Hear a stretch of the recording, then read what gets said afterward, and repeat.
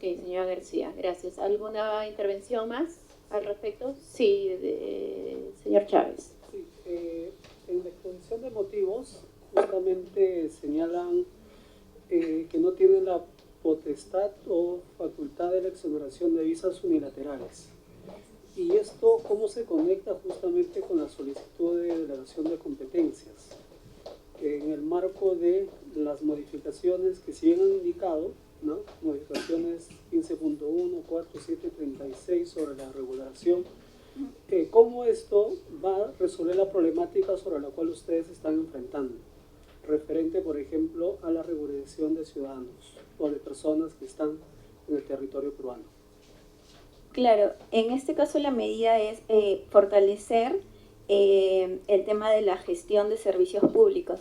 Entonces, en ese punto nosotros también hemos visto necesario generar un marco legal específico por el cual se pueda otorgar, o el Ministerio de Relaciones Exteriores de manera específica otorga la exoneración de visas de turista y negocio para promover lo que es el sector turismo, económico e incluso mejorar las relaciones bilaterales.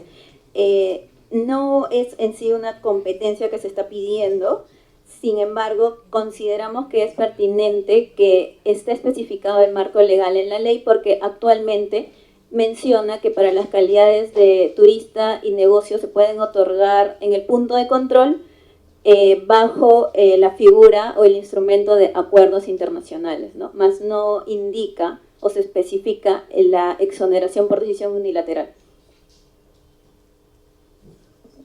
¿Alguna pregunta más? Bueno, pasamos al 3.1.10. Establecer disposiciones en materia de selección, ratificación, funciones y potestad sancionadora sobre los traductores públicos juramentados a fin de fortalecer la gestión del servicio de traductores oficiales. Por favor, el funcionario a cargo tiene 6 minutos preliminares. Muy buenos días, Antonio Miranda, director de Política Consular del Ministerio de Relaciones Exteriores. Efectivamente, ese proyecto de decreto legislativo pretende regular la selección, ratificación, funciones y potestad sancionadora sobre la función de los traductores públicos juramentados. Hay un problema y el problema se resume en deficiencia y obsolescencia del marco normativo. En efecto, el marco normativo que regula actualmente la función de los traductores públicos juramentados está conformado por el decreto ley 18093 del año 70, han pasado 54 años, luego de eso un decreto legislativo que modificó ese decreto ley que es del año 91 y además un decreto supremo que desarrolla esta materia, pero que es del año 2003. Han transcurrido, como bien decía, 54 años y en el mejor de los casos 21 años desde la dación de ese decreto supremo que es el reglamento y se evidencian pues claras deficiencias, ¿no? Producto de que no están adecuadas a la realidad actual. Eso ha hecho que, por ejemplo, cuando han aparecido normas como la 27444, que es la Ley de Procedimiento Administrativo General, y después las normas de calidad regulatoria, ¿no?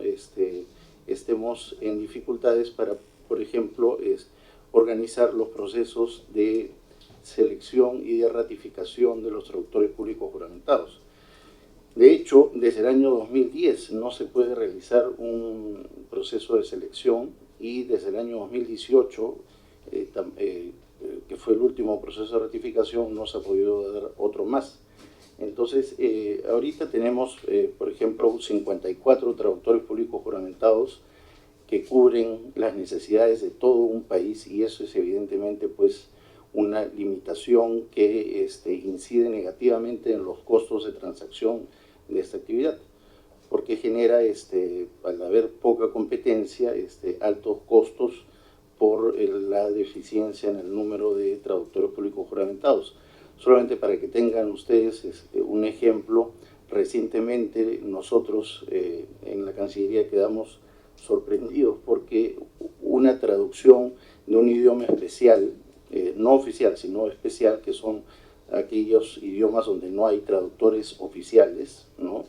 En una sola hoja costaba aproximadamente 1.000 soles. ¿Quién puede cubrir eso en un país como el nuestro? Nadie, ¿no? Entonces, ese es, como les señalaba, uno de los tantos problemas.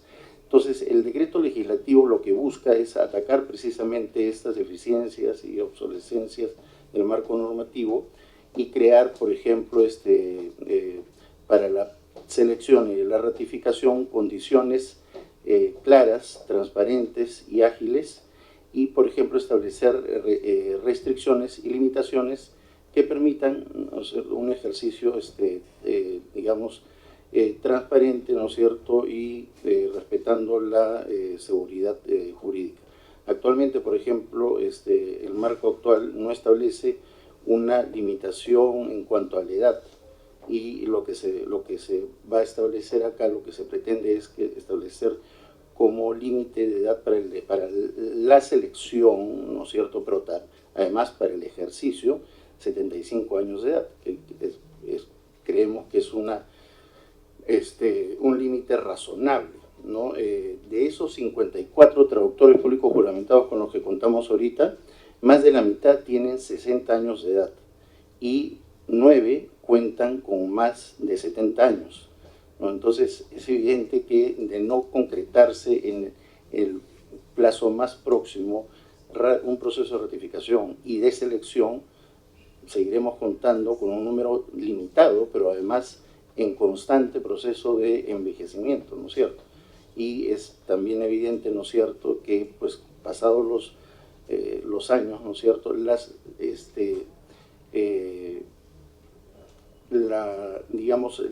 manera como el profesional afronta su actividad no es la misma, los reflejos no son las mismas, ¿no es cierto?, ¿no? Y una serie de cosas. Por otra parte, también hay limitaciones en las que nos hemos enfrentado en los últimos años referidas a la supervisión, fiscalización y potestad sancionadora. Es cierto que el reglamento establece la posibilidad de que se pueda sancionar, pero a partir de la dación de la Ley de Procedimiento Administrativo General quedó claro, ¿no es cierto?, que esa potestad sancionadora solamente puede estar establecida por una norma con rango de ley. No puede un decreto supremo establecer eso. Entonces, una de las cosas que va a atacar este decreto legislativo es precisamente establecer un catálogo definido de faltas, ¿no es cierto?, y además las sanciones a que diera lugar y, evidentemente, un procedimiento que tendrá que ser llevado a cabo por la Junta de Vigilancia de los Traductores o la que le suceda, ¿no es cierto?, porque el proyecto busca adecuarse también a las normas actuales, entonces pasaría a llamarse Comisión de los Traductores Públicos Juramentados, ¿no? Entonces, lo que vamos a tener al final, ¿no es cierto?, al establecer estas reglas claras para la selección y ratificación, ¿no es cierto?, es como resultado un mayor número de traductores públicos juramentados, y al tener un mayor número de traductores públicos es evidente que va a haber mayor competencia y se van a reducir los costos de transacción para los usuarios. Por otra parte, también va a haber una reducción en los plazos de atención, ¿no? Reducción de costos para acceder a una traducción oficial, ¿no? Y evidentemente, al tener mayor capacidad para la supervisión, fiscalización y sanción de eventuales faltas, vamos a tener como consecuencia seguridad jurídica y mejora en la calidad del servicio que ofrecen los traductores públicos juramentados. Es importante señalar también, finalmente, que este proyecto no genera gastos adicionales al Estado ni tampoco al público usuario, ¿no? Con los recursos propios del Ministerio de Relaciones Exteriores, ¿no? Se van a poder realizar, pero lo importante es que este marco normativo pueda darse en el plazo más breve, porque, como señalaba, tenemos más de 14 años desde el último proceso de selección, ¿no? Gracias, señor Miranda. ¿Alguna pregunta al respecto? Sí, doctor Chávez, luego intervengo. Sí, muchas gracias, señor Miranda. ¿Se trata de solo hacer algunos cambios al decreto ley 18903 o se trata de dar una nueva norma de traductores públicos juramentados teniendo en cuenta la problemática que usted ha planteado? Sí, porque considerando la situación de tiempo de la vigencia de la norma, el acceso también al servicio, ustedes han planteado aquí disposiciones, ¿no? Entonces, con el decreto legislativo, uno de los criterios es la materia tiene que ser específica. Entonces, ¿estamos hablando de solo modificar algunos artículos o quieren sustituir justamente este decreto ley 18903? Permítame, voy a comenzar y después le voy a ceder el uso de la palabra al abogado Edwin Cano, que es asesor legal de nuestra dirección. Pero el decreto ley, tal y como se conserva al día de hoy, solamente sigue vigente de los 4 artículos que tenía, de los 3 artículos que tenía, solamente uno nada más. Ese único artículo señala: creas el cargo de traductor público juramentado para la traducción de documentos para uso y servicio de particulares que será ejercido por profesionales libres. Aquí solamente de partida tenemos una limitación conceptual porque señala para uso y servicio de particulares, cosa que en la realidad nunca ha sucedido ni en ese entonces ni ahora, porque parte de la alta demanda que tienen los traductores, ¿no es cierto?, viene de instituciones públicas e instituciones privadas. 2 de los mayores usuarios de traducciones son, por ejemplo, el Ministerio Público y el Poder Judicial, ¿no? Entonces, esto, por ejemplo, tendrá que actualizarse en la norma, ¿no? Pero permítame, le voy a hacer el uso de la palabra al licenciado Edwin Cano para que continúe. Sí, tiene el uso de la palabra, señor Lucano, ¿verdad? Sí, muy buenas tardes con todas y todos. En cuanto a la consulta puntual del señor Mario Chávez, mencionarle que estamos pensando originalmente en actualizar la norma vigente, ¿no? El 18093, y mantener, como se ha dicho, tiene básicamente un artículo que asigna la competencia a la Cancillería desde hace 54 años y agregando todos estos aspectos que lo ha explicado extensamente el ministro Miranda acerca de la selección, de la ratificación, el catálogo de infracciones y sanciones y otras normas que como administración pública debemos seguir, ¿no? Este cambio producido a partir del 2016-2017 sobre calidad regulatoria, impacto regulatorio, es lo que nos conlleva a actualizar el marco legal vigente sobre los TPJ. Básicamente esa es la respuesta, y sería una actualización o completar todo el marco legal que actualmente es insuficiente, está desfasado. Por ejemplo, ¿no? Ahí se menciona que se va a cancelar del cargo o suspender conforme a lo que dice el reglamento. Como sabemos, un proceso sancionador no puede estar establecido en un reglamento. Esa es una de las disposiciones que se va a actualizar o modificar, ¿no? Y en ese sentido, se planteó la propuesta como regular las funciones de los traductores públicos juramentados, así como los procesos de selección, ratificación, asignar la potestad fiscalizadora y sancionadora. Gracias. Gracias, señor Lucano. El señor Miranda en su intervención hizo referencia a que a la fecha se cuenta con 54 traductores, ¿verdad? ¿Cuál es el déficit que se pretende cubrir? O sea, ¿cuál es el número con el cual funcionaría eficientemente esta competencia del Ministerio de Relaciones Exteriores? Y si para cubrir ese déficit ahí no involucra gasto público, o si el Ministerio tiene la capacidad para cubrir con todo lo que involucre el incremento de estos traductores. Sí, para, digamos, tener bien clara la figura del traductor público, ¿no? Junta de Vigilancia de los Traductores, que actualmente la presidencia recae en la Cancillería y está conformada por 7 miembros de, 3 de Relaciones Exteriores, 1 del Colegio de Traductores y 4 de las universidades que tienen facultades de traducción. Ejerce básicamente una función de supervisión y como señala el propio nombre, de vigilancia de la función del traductor, ¿no? Pero los traductores son profesionales que ejercen su función en forma libre, ¿no?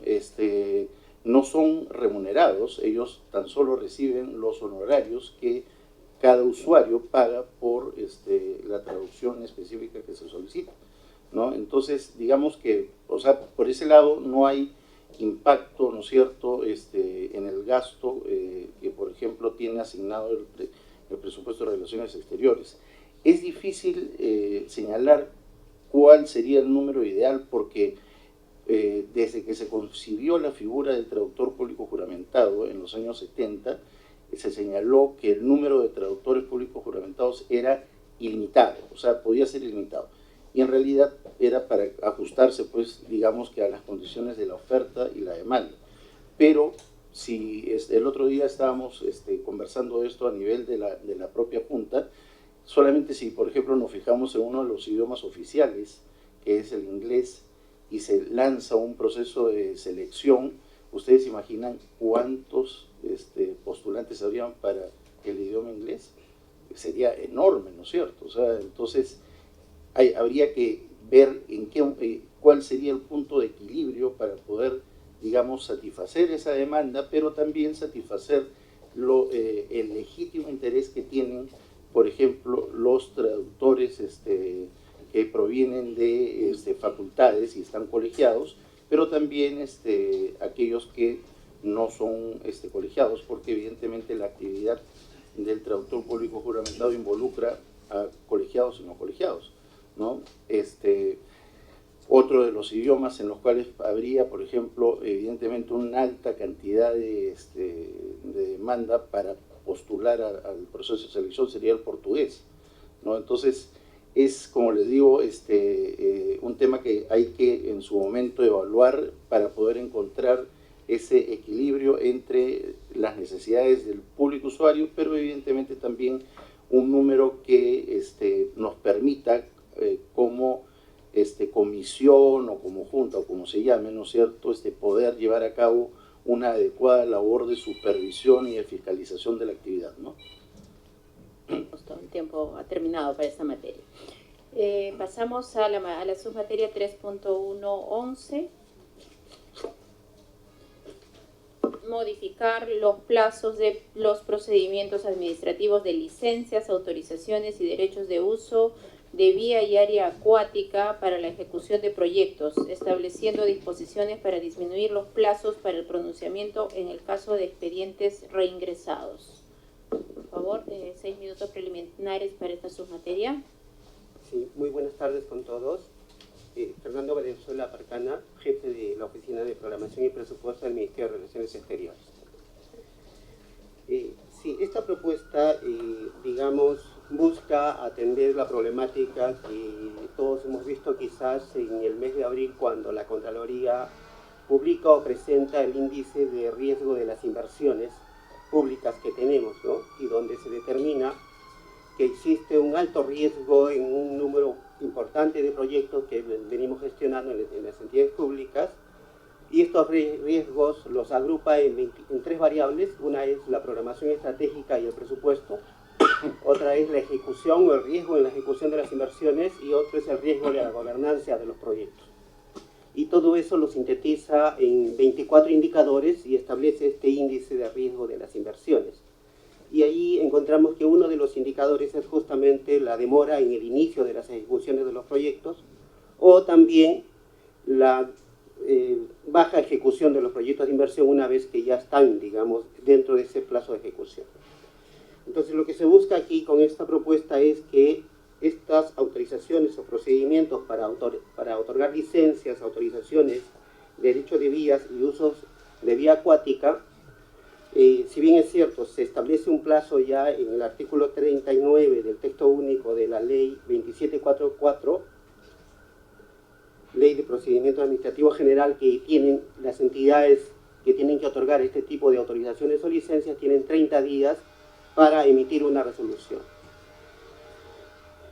Una vez que estos proyectos han sido, digamos, observados y vueltos a reingresar, nuevamente se asume o se tiene que tienen 30 días otra vez para volverlos a evaluar. Entonces lo que se pretende o se busca es que si ya son proyectos que han sido evaluados por las entidades y han sido reingresados y por lo tanto ya conocen la materia del proyecto en sí mismo, este pronunciamiento para este proyecto, esta autorización o licencia reingresada se reduzca a 10 días para de alguna manera ya agilizar, digamos, la atención o el inicio de estos proyectos, la continuidad de estos proyectos. Entonces, lo que vemos y observamos aquí es que no se estaría, digamos,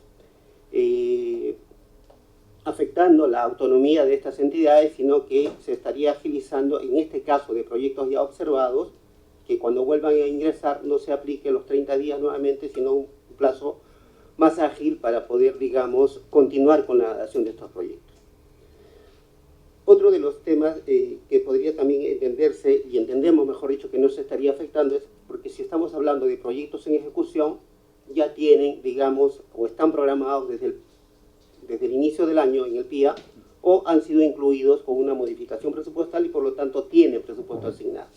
Entonces no requeriría esta propuesta de asignación presupuestal adicional, porque entendemos que las entidades públicas, en este caso como nosotros, ya lo tenemos incluido en nuestra programación y lo venimos ejecutando. En concreto, esa sería un poco la propuesta, como digo, que busca agilizar en el caso de proyectos reingresados o ya observados en anteriores oportunidades y no volverles a aplicar el mismo plazo que inicialmente o se establece en la norma. Gracias, señor Valenzuela. ¿Alguna pregunta respecto? Sí, señor Bejarano. Sí, la verdad que no me quedó muy claro por qué lo presenta Relaciones Exteriores. ¿Eso qué tiene que ver? Porque estamos hablando acá de derecho de uso de vía y área acuática. No sé si nos puede hablar en concreto, digamos, por qué lo presenta Relaciones Exteriores. No sé si... Sí, dentro de la programación de la ejecución de proyectos que tiene el Ministerio de Relaciones Exteriores, tenemos algunos pasos de fronteras, Santa Rosa, Iñapari, o algunos otros proyectos que tienen que ver con uso de vía acuática en la zona de selva. Y en la ejecución de estos proyectos estamos enfrentando estos tipos de dificultades en las demoras para atender con la agilidad que se requiere este tipo de trámites. Si nos abocamos a nuestra cartera, lo presentamos justamente por esa casuística que se nos da en la ejecución de nuestro proyecto. Pero entendemos que de aplicarse o de acogerse a esta propuesta es de aplicación general para todas las entidades que, digamos, ejecutan proyectos de inversión. ¿Una pregunta? Sí, porque, bueno, hace un rato el MEF sustentaba una propuesta para que estos temas de la zona frontera lo administre SUNAT. Entiendo que ustedes están de acuerdo, porque efectivamente eso estaba a cargo de ustedes. Entonces ahora ustedes presentan, digamos, esta iniciativa, no me queda claro en qué proyectos son específicos, y ustedes dan, se supone que son proyectos, digamos, a nivel de carácter nacional. ¿Ustedes dan algún visto? ¿Cómo es esto? ¿Por qué ustedes tienen que darle, ustedes son los que proponen estas iniciativas, cuando yo diría debería ser en todo caso el MEF? No sé, a ver si nos aclara, por favor. Bien, en relación a la propuesta del cambio de las facultades para ejecutar los proyectos, en este caso Paso de Frontera que presentó el MEF hace unas horas, que se solicita modificar estas competencias y que las asuma la SUNAT para que ellos puedan ejecutarlos. Hoy en día esas competencias, como ellos lo señalaron, los tenemos nosotros como Relaciones Exteriores para ejecutar estos proyectos de inversión. En esa facultad de ejecutar es que venimos ejecutando en convenio con la SUNAT estos proyectos de paso de frontera hoy en día. Específicamente tenemos dos, el paso de frontera Santa Rosa y el otro de Iñapari. Y en esta situación hemos visto estos temas de la demora de las licencias, atenciones. ¿Okay? Ese es un tema. ¿Por qué tenemos esta competencia ahora? Por el decreto legislativo que mencionó, y vía convenio entre la SUNAT y el Ministerio de Relaciones Exteriores, nosotros estamos ejecutando este proyecto y quien nos transfiere los recursos para la ejecución de este proyecto es la SUNAT. ¿verdad? Una vez que nosotros concluyamos con el proyecto, lo entregamos a la SUNAT y la SUNAT ya lo administra y lo gestiona. Entonces, el proyecto anterior lo que busca es modificar esa competencia para que ya más adelante nosotros como Relaciones Exteriores no vamos a poder ejecutar, no ejecutemos proyectos, sino lo haga directamente la SUNAT y evitar. Hoy en día la realidad es que nosotros estamos ejecutando el proyecto por las competencias que tenemos y por los convenios que venimos teniendo con la SUNAT. Entonces, son dos proyectos que nos llevan a una problemática que no avanzamos en la ejecución en la medida como se requiere, digamos, la atención de los servicios que la población requiere. Y hay dos frentes. Uno, aclarar el tema de las competencias que va a agilizar, y eso lo ha sustentado el MEF en horas de la mañana. Y lo otro es ya para proyectos en general, como este caso de, digamos, los pasos de frontera que venimos ejecutando. También tenemos otro proyecto, como por ejemplo la sede central del Ministerio de Relaciones Exteriores, que tenemos que interactuar con, específicamente en la Municipalidad de Lima, para licencias, etcétera, y todo eso nos retrasa la ejecución. Entonces, en vías de agilizar esto, como decía, ya en proyectos en ejecución que no tienen un impacto presupuestal o no requiere la asignación de presupuesto adicional, porque ya lo tenemos, y también no afecta, entendemos, las competencias de las entidades que tienen que dar esas autorizaciones, porque lo que estamos proponiendo es que se agilice, digamos, los tiempos en los cuales estas entidades ejercen sus competencias, para un poco, digamos, cumplir con los plazos de la ejecución de los proyectos y bajar ese riesgo o baja ejecución que tenemos muchas veces en los proyectos. Gracias, señor Valenzuela. Atendiendo a su intervención y enfatizando que esta facultad se orienta a la reducción de plazos, podríamos precisar esta materia que se trata modificar los plazos de los, o reducir, siendo más concretos, ¿no? O sea, para ir a la especificidad de la potestad y precisarlo que solo sea para pasos de frontera. O sea, entiendo que la problemática nace en el sector, pero hay se puede, cuando se dijo se puede ampliar a otros sectores, o sea, ¿en qué otros ámbitos, aparte de pasos de frontera, se necesitaría se requiere o se realiza estas autorizaciones, derechos de uso y vías aéreas? O sea, si no son pasos de frontera, ¿en qué otros ámbitos se da? Porque pues, se podría precisar aún más también esta facultad y decir que es para que sea para pasos de frontera en casos de expedientes reingresados. Sí, entendemos que también puede ser en otros temas, por ejemplo, para uso de vías, ¿no? Proyectos que tienen que ver con uso de vías o carreteras, que muchas veces por esas autorizaciones que no salen en los plazos previstos, se retrasan la ejecución, y esas ejecuciones, si están sujetos a contratos con empresas privadas, muchas veces nos llevan a que si nosotros como Estado no le otorgamos, digamos, las vías para que ellos puedan, o los permisos de vías para que ellos puedan avanzar en el proceso de construcción, eso implica a veces penalidades o retrasos o sobrecostos en los proyectos. Entonces, entiendo yo que esta propuesta, más allá de que ha sido a iniciativa nuestra por una problemática de los proyectos que venimos ejecutando, se presenta también en infinidad de proyectos que las distintas entidades públicas vienen ejecutando. Por eso mencionaba que en el índice de riesgo de las inversiones que ha publicado el mes pasado la Contraloría, está allí, digamos, en el observatorio que ellos publican, por entidad ejecutora, por sector, etcétera, la cantidad de proyectos con el nivel de riesgo que tienen y de distintas variables que ellos manejan. Entonces, la problemática, entiendo yo, es bastante general, que se podría, de repente, ampliarlo esto y precisar, como usted bien dice, de que se trata de reducir el plazo para hacerlo más ágil y contribuir a que estos riesgos de los proyectos de inversión disminuyan, ¿no? Y podamos llegar a tiempo a atender a la población que espera los servicios que estos proyectos van a brindarles, ¿no? Correcto, una precisión final, por favor. Cuando se dice ejecución de proyectos, ¿es cualquier tipo de proyecto o los proyectos de infraestructura o qué otro tipo de proyectos, en qué otro tipo de proyectos se necesita este procedimiento? Yo entiendo aquí que están los proyectos que están bajo el INVIERTE-P, ¿no es cierto?, de infraestructura de distinta naturaleza que pueda haber ahí. En el caso nuestro, como le digo, nos afecta en el proyecto de la sede central del Ministerio de Relaciones Exteriores que venimos ejecutando para obtener las licencias o permisos también en el caso de los pasos de frontera, como ya mencioné, y tomando en cuenta este índice de riesgo de las inversiones de la Contraloría, se presenta, digamos, infinidad de proyectos que la Contraloría ya ha publicado, ¿no? Correcto. Gracias, señor Valenzuela. Con esta submateria, por el momento se ha culminado la intervención del Ministerio de Relaciones Exteriores. Les agradecemos su participación. Cualquier aspecto que desean ampliar, se reciben los informes y material que correspondan, solicitándoles también que nos dejen los anexos los anexos 2 debidamente llenados, por favor. Si desean, pueden permanecer en sala, si no, pueden ustedes retirarse en el momento que deseen. Hasta luego.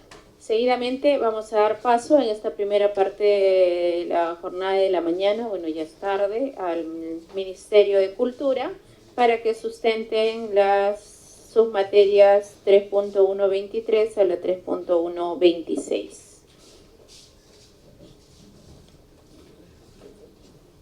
No, hay una mañana.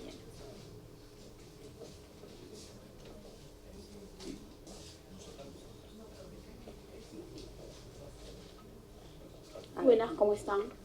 Todos muy buenos días. Bueno, permítame, voy a estar, para que quede registrado en la grabación, vamos a pasar a la sustentación de la submateria 3.123, modificar el literal D.4 del artículo 7 de la ley número 28976, ley marco de licencia de funcionamiento en el extremo de la autorización del Ministerio de Cultura como requisito para la expedición de licencias de funcionamiento en monumentos históricos. En la mañana, iniciando esta sesión, y creo que ustedes se han reincorporado, bueno, obviamente de acuerdo al cronograma después, la mecánica que estamos siguiendo son 10 minutos por submateria, lo que involucra también las preguntas. Yo estoy poniendo un tiempo preliminar de 6 minutos, como para que termine la sustentación, si hubiera un minuto adicional, y luego 3 minutos para las preguntas. Entonces, el ruido que ustedes escuchan acá es el tiempo. Ok, empecemos con la 3.123, por favor, indicando su nombre para que quede registrado. Buenas tardes. Le habla Victoria Rosas, viceministra de Patrimonio Cultural e Industrias Culturales.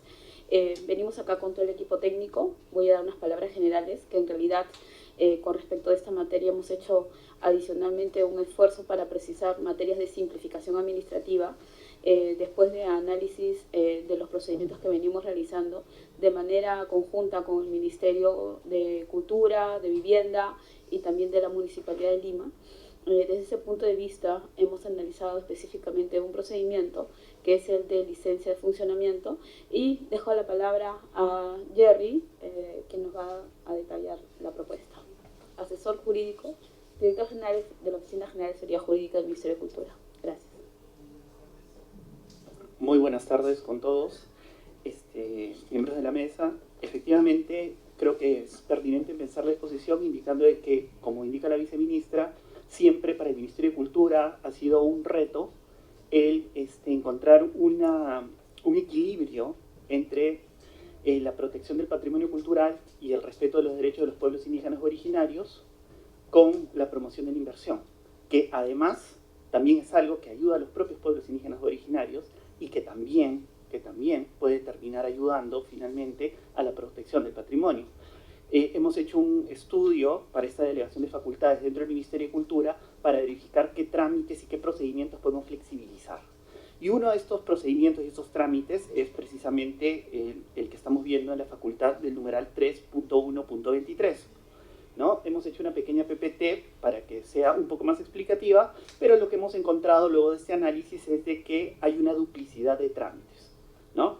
Para la obtención de una licencia de funcionamiento de una actividad comercial a ser realizada en un monumento, ¿no? Cualquier administrado debe cumplir el día de hoy 2 pasos, 2 procedimientos administrativos. El primero es ante el Ministerio de Cultura, ¿no? Donde el Ministerio de Cultura realiza una verificación del uso, giro y actividad comercial que se va a realizar, ¿no? En el monumento o el bien que es patrimonio cultural de la nación, ¿no?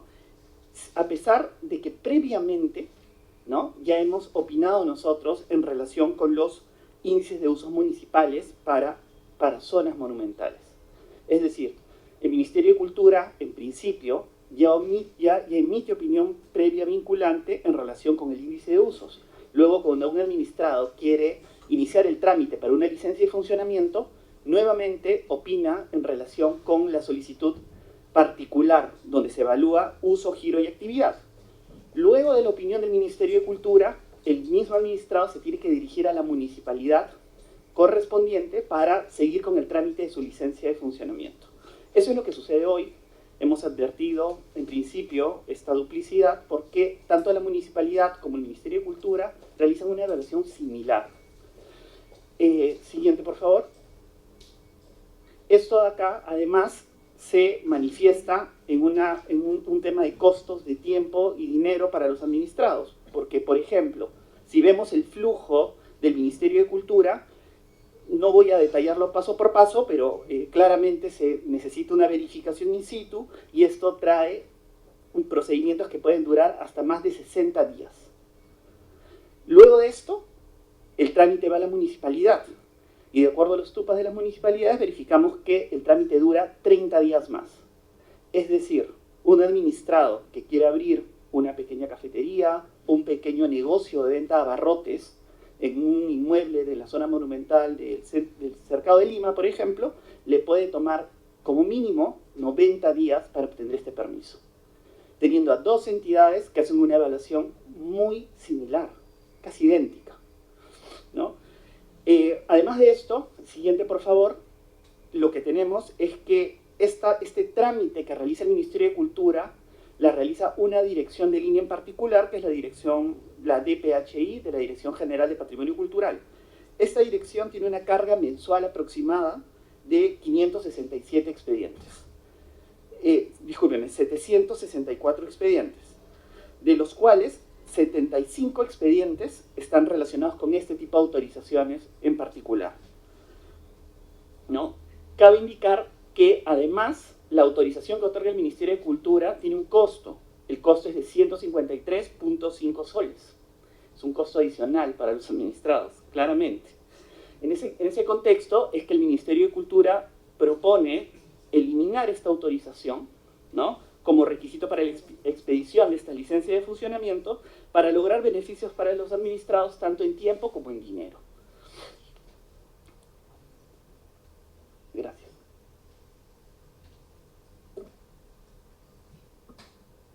Gracias, señor Jerry. Tiene el uso de la palabra el señor Bejarano para una intervención. Sí, bueno, yo en todo caso yo sugiero que se ponga en este artículo, el 23, justamente eso, ¿no? Eliminar ese paso, porque en realidad acá dice modificar el literal, no dice en qué términos, ¿no? Pero me parece saludable que finalmente el propio ministerio proponga un poco reducir este trámite que hoy día, digamos, obstaculiza o dilata las inversiones, y si eso es considerado, y bueno, en principio sería bueno que ese estudio lo puedan hacer llegar a través de la comisión, que ellos señalan que lo han realizado para el pedido de estas facultades, y bueno, yo sugeriría ponerlo explícitamente, ¿no? Yo creo que eso es positivo. Si ese es el único ámbito del 23, sería formidable que se haga explícito. Y bueno, nuevamente reiterar ese informe o ese estudio que han mencionado, lo puedan hacer llegar. Gracias. Correcto. Sí, doctor Huerta.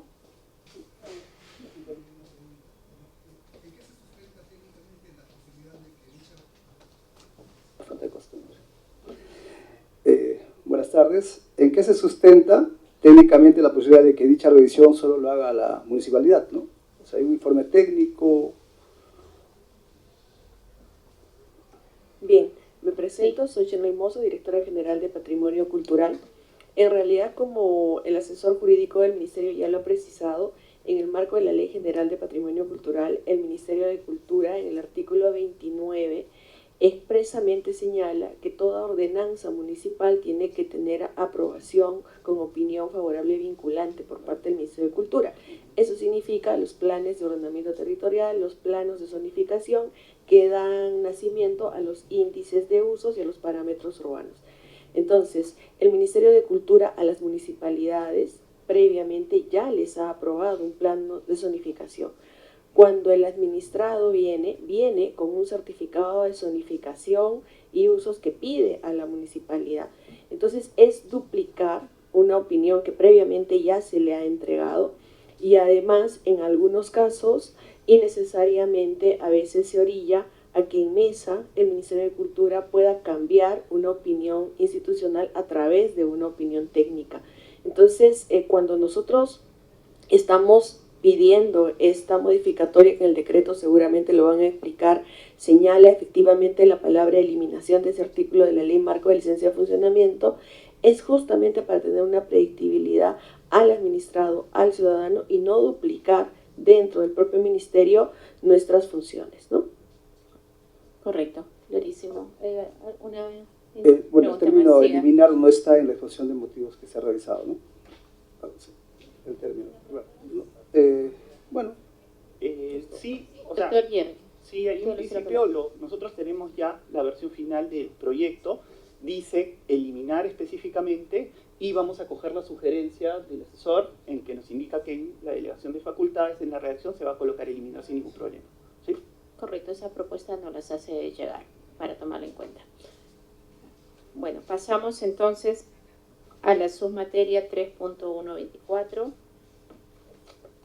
referida a establecer el diagnóstico arqueológico de superficie como una medida opcional al certificado de inexistencia de restos arqueológicos que facilite la inversión pública y privada. Tiene el uso de la palabra la viceministra, por favor, Rosas. Sí, algo muy general. Nosotros tenemos un país netamente arqueológico. A la fecha tenemos identificado más de 27.210 zonas arqueológicas. El diagnóstico que estamos proponiendo tiene carácter urgente. Solo 410 están en saneamiento, un promedio de 44 están puestas en valor, más de 800 zonas arqueológicas están invadidas y representan zonas oscuras, la mayoría sin luz, sin baños, y necesitamos medidas de identificación y que salgan o ya dejen de ser zonas inseguras. Incluso son espacios donde los alcaldes mismos nos han dicho que son espacios donde hay hurtos o violaciones. Eso implica hacer un diagnóstico, mapear todo el Perú. Pero adicionalmente a eso tenemos como premisa que tenemos un poco presupuesto, tenemos pocos arqueólogos, entonces detrás de esta medida es sumar articulaciones con los arqueólogos que puedan ayudarnos a ser parte de esta medida del DAS y mapear y tener un diagnóstico total de nuestro Perú arqueológico. Ahí le dejo el detalle a Jerry. Sí. Ok, sí, tiene la palabra, señor Jerry. Sí, muchas gracias, viceministra, muchas gracias. Bueno, si nos pueden ayudar con la PPT, estaría genial también, para que tengan una ayuda visual de lo que vamos a exponer. Bueno, como indica la viceministra, o sea, creo que hay un dato bien relevante que se debe conocer, ¿no? Y este dato relevante es que el Ministerio de Cultura tiene conocimiento de la existencia de 43.853 monumentos arqueológicos prehispánicos que se estima corresponden al 30% del territorio nacional. Y este porcentaje y este número es solo en relación con lo que conocemos, con lo que estimamos, ¿no? Eso es por un lado. Pero por otro lado, tenemos una brecha de infraestructura y servicios básicos muy grande también, que involucra la ejecución de proyectos en espacios físicos que previamente fueron ocupados por las comunidades prehispánicas, por sociedades prehispánicas. Entonces, nuevamente, esta dualidad de la que hablábamos al comienzo.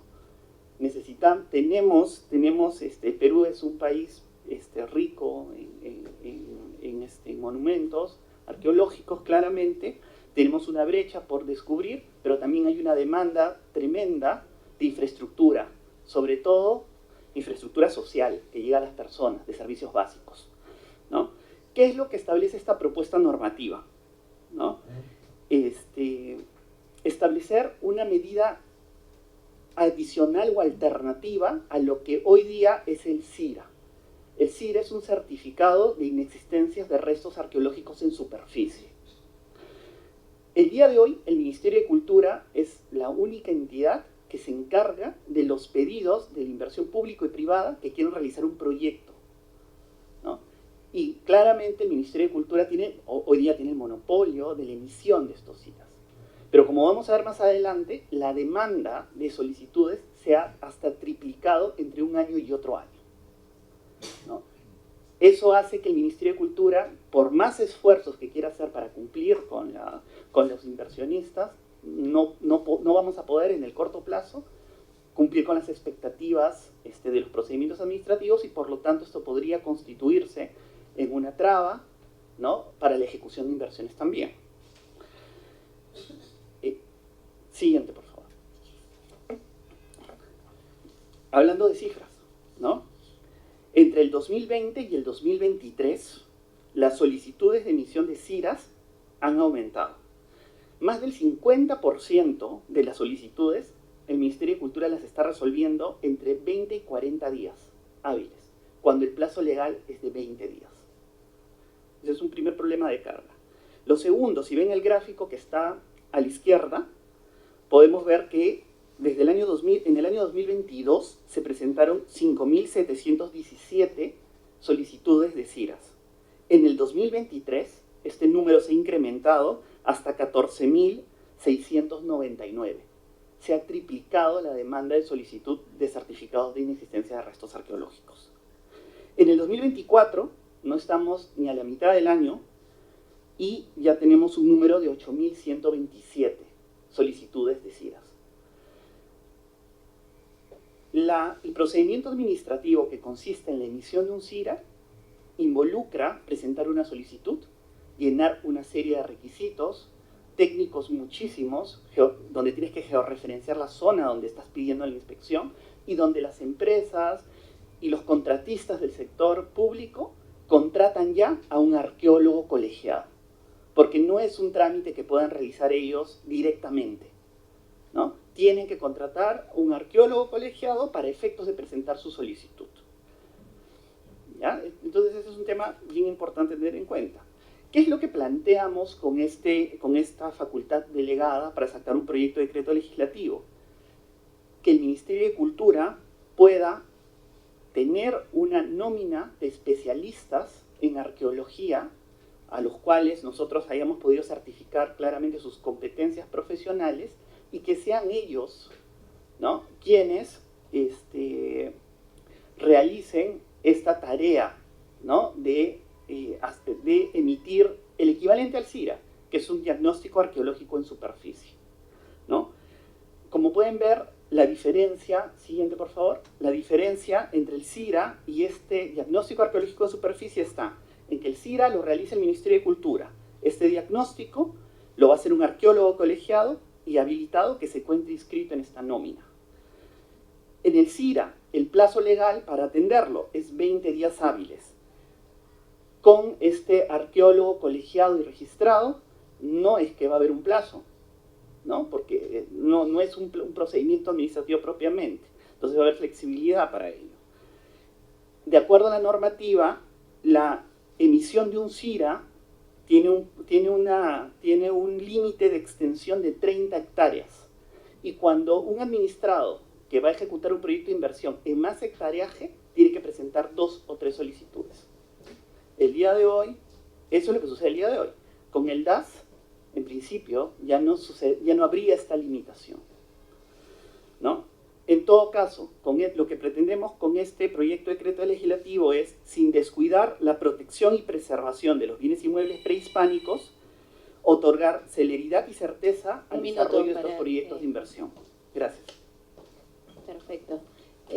¿Alguna pregunta? Sí. Doctor Huerta. Bueno, si bien en la exposición de motivos se plantea que el diagnóstico arqueológico de superficie sea como una medida excepcional al CIRA, ¿no? Sin embargo, más adelante este podría convertirse en una medida que reemplace al CIRA. No, porque el DAS sí, el DAS no va a reemplazar en ningún momento al CIRA. Esta es una medida complementaria. Parece que sí. No. Sí, pero precise porque también claro. mi pregunta es orientada ahí, pareciera que se quisiera desaparecer el CIRA y que esto pase a una nómina de profesionales colegiados, y ahí va a preguntar ajenos al Estado, ¿no? Eso es claro, lo que que dice... no funcionarios públicos iban a tener esa capacidad de decisión de pronunciarse Certificado. respecto de nuestro patrimonio cultural. No, como dijimos al comienzo de la exposición y como está en las facultades legislativas y en la exposición de motivos de ellas, esta es una alternativa al CIRA. El Ministerio de Cultura va a seguir brindando el servicio de emisión de CIRAs de manera ininterrumpida. Lo que estamos haciendo con esta regulación es dar una alternativa para el inversionista. Es solo eso. Pero ¿no cree que esa alternativa obviamente es más atractiva y va a ser la regla general para el inversionista, obviamente? ¿Y quién asume la responsabilidad de ello si es que es un privado? No sabemos si detrás podría, cómo sería el manejo de las responsabilidades respecto de este profesional en caso no haga un diagnóstico eficiente en resguardo de nuestro patrimonio. A ver si nos pueden precisar esos aspectos. Sobre todo, doctora, por intermedio, que la línea, ¿no?, o el ente rector de la protección de los legados arqueológicos y todo lo que comprende el patrimonio cultural es cultura. Entonces, no se estaría abriendo una puerta a los privados, porque claramente la exposición de motivos a la que nos han llegado a nosotros tiene ambigüedad, pero hoy día en la exposición del asesor legal, ¿no?, nos dice que sí. Yo creo que varios hemos entendido que se reemplazaría, lógicamente, ¿no? ¿No? ¿Se entiende? He dicho, ¿no? Por eso, que nos precise, por favor. Para precisar esos aspectos que generan preocupación. Sí, nuevamente, no se ha dicho en ningún momento que se va a reemplazar, sino que es una alternativa al CIRA. De ninguna forma el CIRA es un procedimiento administrativo que el Ministerio de Cultura no va a seguir haciéndolo, en absoluto lo vamos a seguir haciendo, y si le puedo dar el pase al director general que ve los temas del CIRA precisamente. Sí, buenas tardes. Mi nombre es Gilberto Córdoba Herrera, soy director general de Patrimonio Arqueológico Inmueble. Lo que se pretende con ese diagnóstico de arqueológico de superficie es un procedimiento opcional para identificar si en un área determinada de terreno existen no evidencias arqueológicas. Es una práctica que ya se viene haciendo, porque, por ejemplo, pongo un ejemplo, Gasoducto Subperuano, que inició obras en el año 2015, inicia con un reconocimiento arqueológico de superficie del terreno donde se va a ejecutar obras desde el año 2010 aproximadamente, definiendo la ruta de terreno. Y cuando ya han definido la ruta de terreno, ahí recién han gestionado los permisos para ejecutar la obra. Eso más bien permite planificar y evita afectar los sitios arqueológicos. Eso tampoco quita que quienes accedan al diagnóstico arqueológico de superficie sobre el terreno que han diagnosticado que no tiene evidencias arqueológicas puedan pedir el CIRA, ¿no? El CIRA también va a estar vigente dentro de este proceso. Lo que se quiere justamente es poder diseñar las obras sin perjuicio de tener primero una interferencia con una evidencia arqueológica que después genera una afectación. Si nosotros nos antecedemos y podemos hacer un recorrido de todo el terreno, ¿no?, y eso lo va a hacer un arqueólogo que esté inscrito en esta nómina. El arqueólogo colegiado, el arqueólogo que firma un CIRA, que es del Ministerio de Cultura, es colegiado y habilitado. El arqueólogo que va a hacer este reconocimiento de superficie, ¿no?, es un arqueólogo externo al Ministerio, colegiado y habilitado. La condición es la misma, no cambia.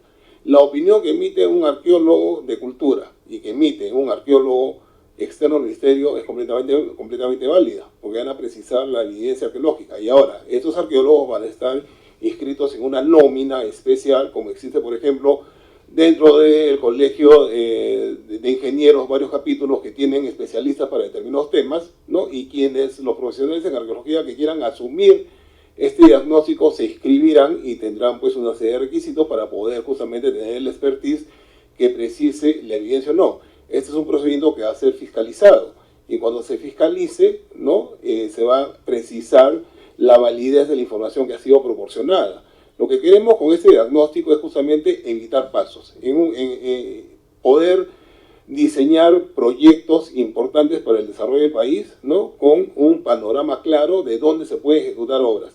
Quienes no tengan la necesidad de ejecutar proyectos de esta magnitud, ¿no?, obviamente van a seguir recorriendo al CIRA, como son pues los proyectos que llegan, por ejemplo, hasta 30 hectáreas, que es lo que ahora permite el CIRA, continuarán ejecutando este diagnóstico, y quienes deseen acogerse al diagnóstico arqueológico de superficie precisarán un área, ¿no?, mayor, y los resultados de esa intervención es que la van a presentar al Ministerio de Cultura.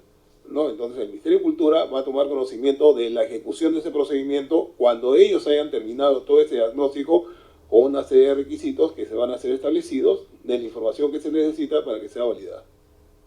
Una pregunta, ¿y ese diagnóstico opcional, o los que vayan por esa opción del diagnóstico a través de profesionales externos, van a ser materia de observación, podrían ser materia de observación por el Ministerio de Cultura, tienen carácter vinculante como si lo hace el Ministerio de Cultura? Y me gustaría que precisen un poco cómo sería el régimen de fiscalización y responsabilidad. Claro que sí, porque lo que se está planteando es que quienes opten por este diagnóstico arqueológico de superficie, con los resultados puedan optar por un plan de monitoreo arqueológico. Quienes tienen un CIRA también van al plan de monitoreo arqueológico, ¿no? Entonces, cuando se presente el expediente para justamente gestionar este plan de monitoreo arqueológico, al igual que se hace cuando se califica un expediente que viene del CIRA, va a ser revisado por la Dirección de Certificaciones o la Dirección de Conservación de Cultura, de acuerdo a su especialidad, de acuerdo a su competencia, y precisará pues la información que ha sido presentada, ¿no? O sea, este expediente no es que inmediatamente yo presento mi informe de resultados y yo ya tengo carta libre para empezar a trabajar, sino que tal cual se viene haciendo en estos momentos con un CIRA, ¿no? Esto va a pasar a un plan de monitoreo. Lo que se quiere justamente es que darle la facilidad a quienes ejecutan la obra, que puedan planificar dentro de espacios grandes de terreno donde podrían iniciar ellos, de acuerdo a su interés, determinado tipo de ejecución de obras, ¿no? Excluyendo las áreas que tienen condición arqueológica, para que el resto del terreno que está libre de evidencia arqueológica pueda pasar este plan de monitoreo, tal cual lo hace un área que tiene un CIRA. Ahora, eso no quita que si el administrado desea gestionar sus CIRAs sobre esas áreas que ya han sido identificadas, que están libres de evidencia arqueológica, pueda solicitarlo. Sí, ha quedado claro que es una medida opcional. Sí, antes de repreguntar, doctor Bejarano. Sí, muy corto nomás. A ver, lo que queda claro de las cifras que nos han mostrado es que efectivamente hay un incremento sustancial de estos solicitudes y efectivamente lo que pasa en 2.500 a 12.000 y además me imagino de los pasivos que hay que tener el Ministerio de Cultura, sí está claro, y además que son 43.000 restos que se han identificado, lugares con posibles restos arqueológicos. Entonces es impresionante. Entonces, y además que si queremos que se invierta, sí, yo creo que hay que ver un mecanismo alternativo. Solo una pregunta, este pago que haría, me imagino, los servicios de este arqueólogo lo va a pagar el privado, me imagino, ¿no? Entonces, bueno, ahí podría haber un mecanismo medio colusorio, pero habría que ver los mecanismos de fiscalización. Y lo otro que yo quería ver es, ¿no hay forma que se pueda, digamos, clasificar estas zonas, estos lugares arqueológicos, no sé, alguna forma de algunos que sean más sensibles para que eso siga manteniéndose en el CIRA y dejar a aquellos otros que efectivamente lugares que no tienen mucha sensibilidad o digamos una identificación de un patrimonio arqueológico razonable, pasarlo a este mecanismo privado?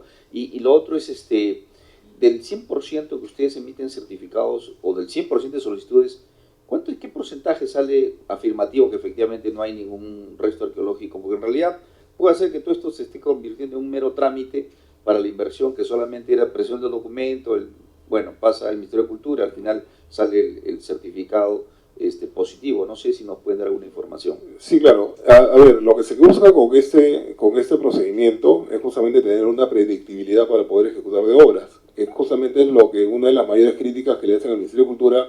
Cuando empiezan una obra me topo con una evidencia arqueológica. Lo que ha mencionado el asesor, ¿no? Escapa de lo que es el CIRA y lo que es el tema del diagnóstico arqueológico de superficie, porque cuando se encuentra un resto arqueológico se pasa a otro procedimiento que están contemplados ya en el Reglamento de Intervenciones Arqueológicas, que son los proyectos de evaluación arqueológica y los posteriores rescates de la evidencia arqueológica si fuese necesario. Eso no implica que también durante el proceso de reconocimiento de un terreno bajo esta modalidad de diagnóstico arqueológico de superficie puede hacer que se ubiquen restos arqueológicos y que de acuerdo al interés de la ejecución de la obra sea necesario ejecutar algún tipo de intervención justamente para evitar lo que señalaba el señor, ¿no? Que no sean impactadas de manera negativa los restos arqueológicos. Es por eso que se contempla ya desde el Ministerio de Cultura, a través del Reglamento de Intervenciones Arqueológicas, intervenciones puntuales para evitar ese impacto negativo. Respecto al índice de porcentajes de CIRA, más o menos vamos entre 80 y 20. ¿Por qué? Porque ya quienes ejecutan un CIRA o solicitan un CIRA, en la mayoría de los casos ya hacen ese proceso. Ya van a campo previamente y hacen con un arqueólogo de parte, ¿no? Y hace que verifique el terreno y se gestione el CIRA sobre el área que este arqueólogo ya ha verificado que no contiene evidencia arqueológica y pueda ser materia de expedición de la certificación, ¿no? Es lo mismo que se está haciendo ahora, ¿no? Lo que se está haciendo es ahora acortar ese paso. Antes de ir al Ministerio de Cultura de manera directa a generar este CIRA, le estamos dando la posibilidad a quienes ejecutan obras, y yo vuelvo, por ejemplo, al ejemplo del primer proyecto de camisea que se hizo desde la Tingupinilla, de la selva de Cusco hasta Lurín. Se registraron casi 4.000 sitios arqueológicos, y esos sitios se iban registrando conforme iba avanzando la obra, y eso implicaba paralizaciones de obras con la consecuencia de perjuicio económico de quienes ejecutaban el desbroce, la ejecución del derecho de vía, que lo cargan al Ministerio de Cultura o a la zona arqueológica como una interferencia que no les permite avanzar. Lo que queremos con esto ahora es que se pueda planificar, que son, como les digo, procedimientos o estudios que ya se están haciendo, ¿no? Cuando se ejecutan grandes proyectos de inversión.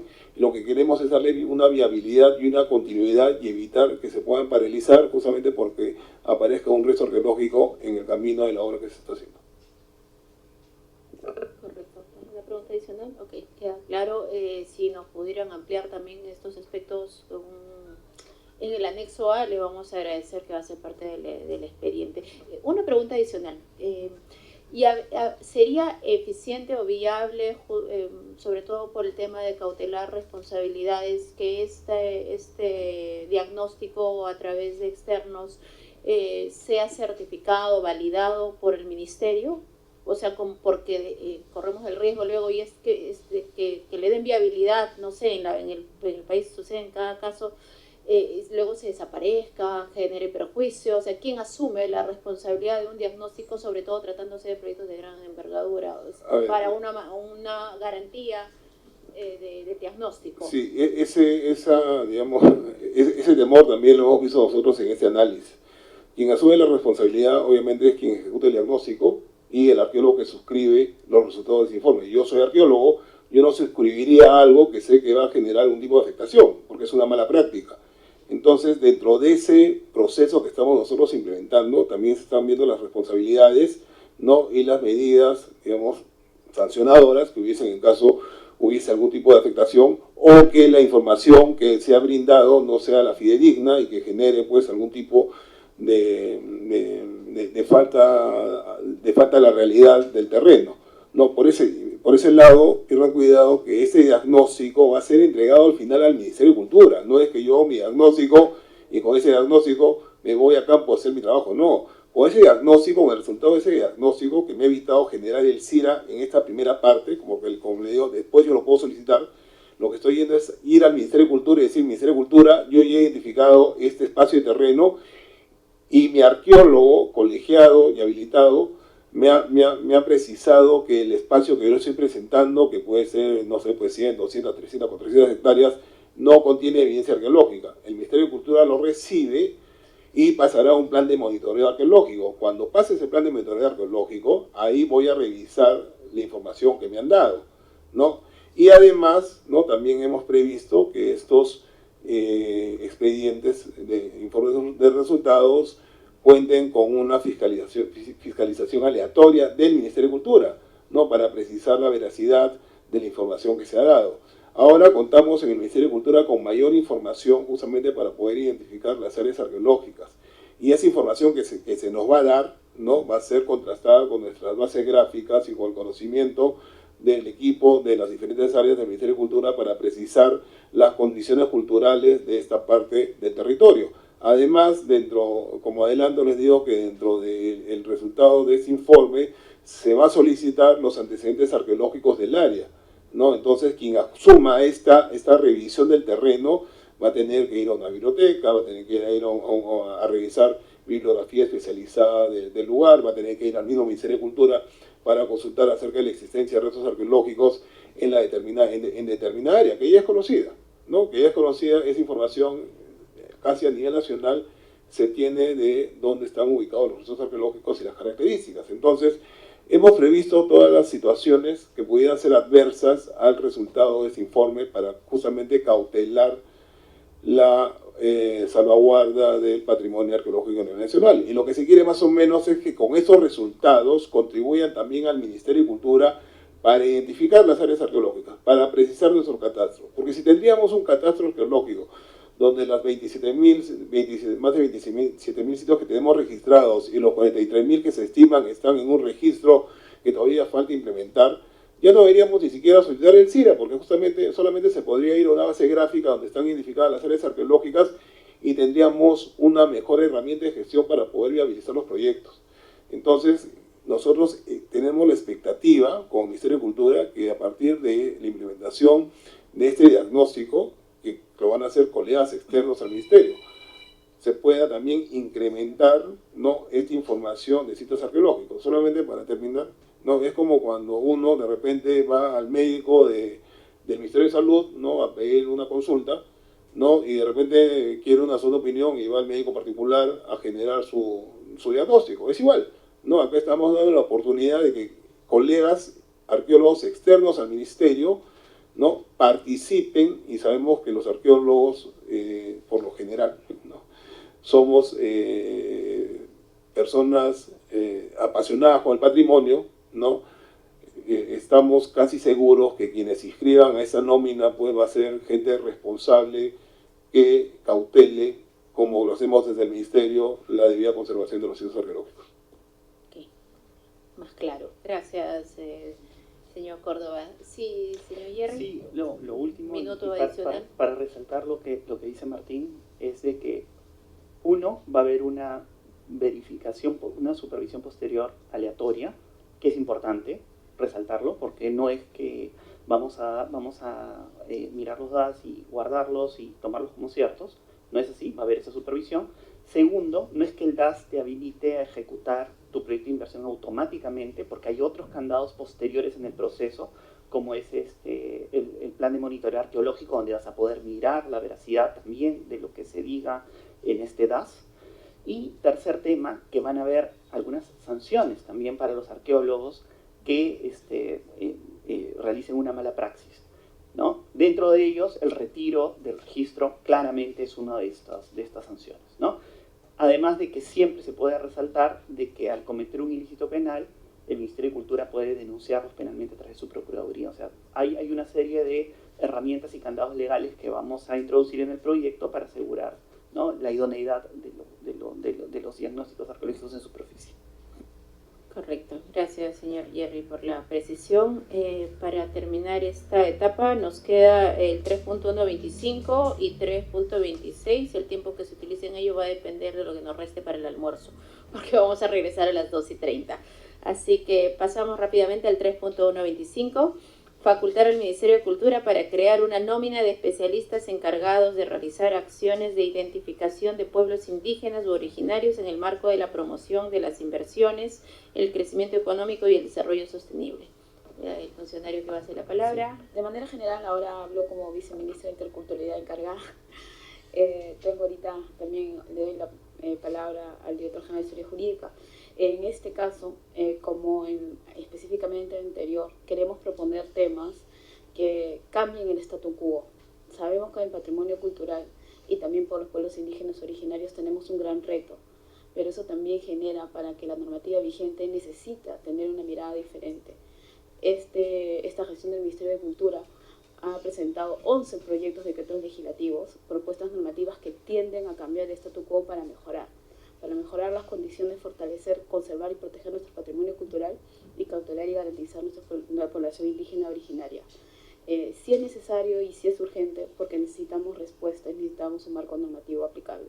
Esta vez le dejo la palabra al jefe de asesoría jurídica porque tenemos una medida también innovadora que nos van a dar un espacio de mayor amplitud de llegar a más población indígena originaria con esta nómina en la lógica también anterior. Gracias.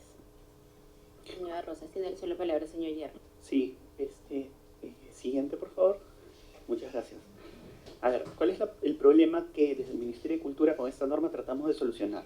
Primero, creo que es importante resaltar de que existen insuficientes profesionales con un expertise necesario para completar y potenciar la base de datos de pueblos indígenas que administra el Ministerio de Cultura. De hecho, el Ministerio de Cultura viene recurriendo a un grupo reducido de profesionales con los que ya ha trabajado durante muchos años para esta identificación de pueblos indígenas originarios, con lo cual nos vemos un poco limitados en avanzar rápidamente con completar nuestra base de datos. ¿Eso qué genera? Una insuficiente información de pueblos indígenas o originarios en ámbitos en los cuales se desarrollan proyectos de inversión, ¿no? Si no tenemos el personal o no captamos profesionales con ese expertise necesario para que nos ayuden en esta labor, claramente nuestra base de datos es parcial y no ayuda a la identificación de zonas donde se puede invertir. Y por lo tanto, esto además genera un limitado número y retraso de inversiones sostenibles en estos ámbitos, ¿no? Con presencia de pueblos indígenas originarios. A efectos de cerrar esta brecha, ¿no? Claramente lo que necesita el Ministerio de Cultura es mejorar y completar esta base de datos, para lo cual estamos proponiendo la creación de una nómina de especialistas con un expertise especial y particular, ¿no? Siguiente, por favor. ¿Qué conseguiríamos con esta nómina de especialistas, ¿no? Poder colocar en blanco y negro al alcance de la ciudadanía los nombres y apellidos de los profesionales que cumplan determinados requisitos y tengan un expertise especial para que ayuden al Ministerio de Cultura a completar esta base de datos. Más importante, oportuna de la Policía Nacional del Perú, para que en 48 horas después de la solicitud atiendan estas recuperaciones extrajudiciales. Es importante en este punto mencionar que este mecanismo que estamos promoviendo para que sea permanente ya existió. Existió entre el año 2020 y el 2022 y se estableció a través de un decreto de urgencia, que es el decreto de urgencia 1467. De hecho, estamos proponiendo esta norma porque es un régimen de recuperación extrajudicial que ya ha funcionado, no es nuevo. Pero obviamente tuvo un límite de tiempo al ser un decreto de urgencia. ¿Cuáles serían los impactos cuantitativos de este proyecto? Tendríamos una amplia capacidad de intervención. 853 ocupaciones ilegales a nivel nacional son los que tenemos pendientes, 692 en Lima y 161 en otros departamentos, y tenemos 27 procedimientos de recuperación extrajudicial en trámite entre la Procuraduría, que serían atendidos prontamente por nuestro procurador en coordinación con las direcciones desconcentradas de cultura y los gobiernos locales. Se va a reducir el tiempo de la intervención para la prestación de apoyo policial en 48 horas. ¿No? La norma actual no establece un plazo, como ya lo indiqué, y se demora 3 meses aproximadamente.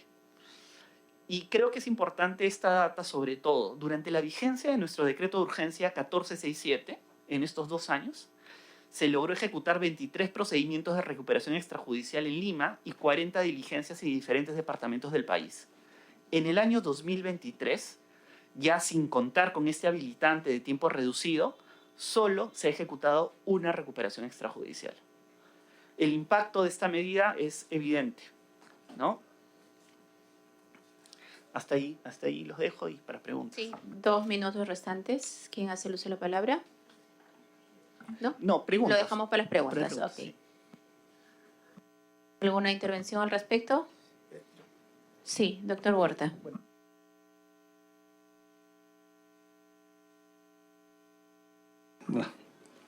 ¿Que es una mejor articulación con bienes nacionales o no?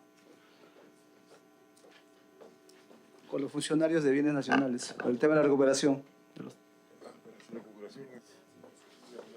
Sí, buenas tardes. El sistema que regula la recuperación de predios del Estado ya existe. Está avalado por los artículos 65 y 66 de la Ley 30.230. Pero este marco normativo estuvo pensado en predios del Estado de manera general. La experiencia nos ha demostrado que el valor adicional que tiene un predio del Estado que está calificado como patrimonio cultural de la nación corre mucho riesgo en la ejecución de un procedimiento de recuperación extrajudicial en este marco. Por eso es que lo que pretendemos es la aplicación de un marco normativo más célere, más inmediato, descentralizado, para que las autoridades del Ministerio de Cultura de cada departamento puedan aplicarlo con el apoyo de la Policía Nacional y se soliciten menos requisitos de los formales que establece la Ley 3230. Ahora bien, las dificultades que se han presentado con este marco normativo son varias. Por ejemplo, la Policía Nacional aprobó un protocolo en el que agregó una disposición que no estaba en la ley y que teníamos que presentar a los procuradores señalando que tenemos que declarar que el tema, la invasión no es, o la controversia no está judicializada. Y si se judicializaba, ya la policía no interviene. Tenemos un caso concreto en este momento, sitio arqueológico Algarrobo, que tiene 1 año y medio invadido y ya se está construyendo edificaciones con material noble y la policía nos ha negado la participación porque estos señores judicializaron mediante un amparo el caso y, como sabemos, en el proceso de amparo no hay rechazo liminar y estamos esperando a que este proceso judicial termine. Ya tiene 2 instancias favorables a nosotros para poder llevar a cabo la recuperación. ¿Qué vamos a encontrar cuando recuperemos? Vamos a encontrar inmuebles de material noble que han afectado gravemente el patrimonio cultural. Lo que busca esta norma que proponemos es evitar esa situación y recuperar inmediatamente los predios calificados como patrimonio cultural de la nación. Ok, gracias. Si uno va a la lectura de esta facultad y dice reforzar las acciones y establecer medidas especiales para la preservación del patrimonio cultural, es muy amplio. Escuchándolos, ya como que vamos aterrizando a que el objetivo de esta medida es crear un régimen especial de recuperación judicial. O sea, podríamos precisar esta materia a este único aspecto, porque conforme está redactado el 3.129 podría entrar muchas otras cosas más. Esa era mi pregunta. ¿Está focalizado? Entonces, quiero dejar sentado a la recuperación, a un régimen de recuperación especial del patrimonio, ¿no? Sí, efectivamente, ¿no? No tenemos inconveniente con precisarlo. Es un régimen especial para el Ministerio de Cultura para la recuperación extrajudicial de bienes. Extrajudicial. Extrajudicial, no es judicial, es extrajudicial. ¿Y cómo se materializaría esa recuperación extrajudicial? Si nos podría explicar, por favor, en concreto. Sí, permítame. Como hemos señalado, la Ley 3230, artículos 65-66, estableció por primera vez un régimen de recuperación extrajudicial de predio del Estado, disponiendo que los procuradores públicos tienen la responsabilidad de repeler las invasiones u ocupaciones ilegales. Esta ley está vigente del año 2014. El procedimiento es la presentación de un expediente a la Policía Nacional de Perú. La policía, según su protocolo, ha establecido que tiene que haber una opinión legal de su jefatura jurídica y luego de ahí elaboran su plan de operaciones y prestan el apoyo. No interviene el Poder Judicial, tampoco interviene el Ministerio Público. Ese procedimiento es de exclusiva responsabilidad del Procurador Público. Luego, ya en el año 2020, el Decreto Legislativo 1467, ante la situación de la pandemia, veíamos que el procurador no iba a poder viajar a todos los lugares para repeler estos ataques.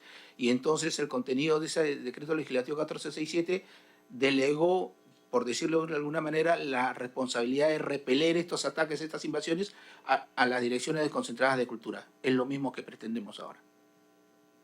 Ok, permítame una repregunta al respecto. Si ya existe este régimen, ¿estaríamos hablando entonces de una simplificación de ese régimen? No. O sea, ¿hacia dónde va el ajuste en esta ley 3230 o en el decreto legislativo 1467? La idea, en principio, respecto de la ley 3230, es crear un régimen especial. Y lo segundo, la regulación del decreto legislativo 1467 estuvo circunscrito temporalmente a la vigencia de la emergencia nacional declarada como consecuencia de la emergencia sanitaria. Y ya dejó de tener efectos legales.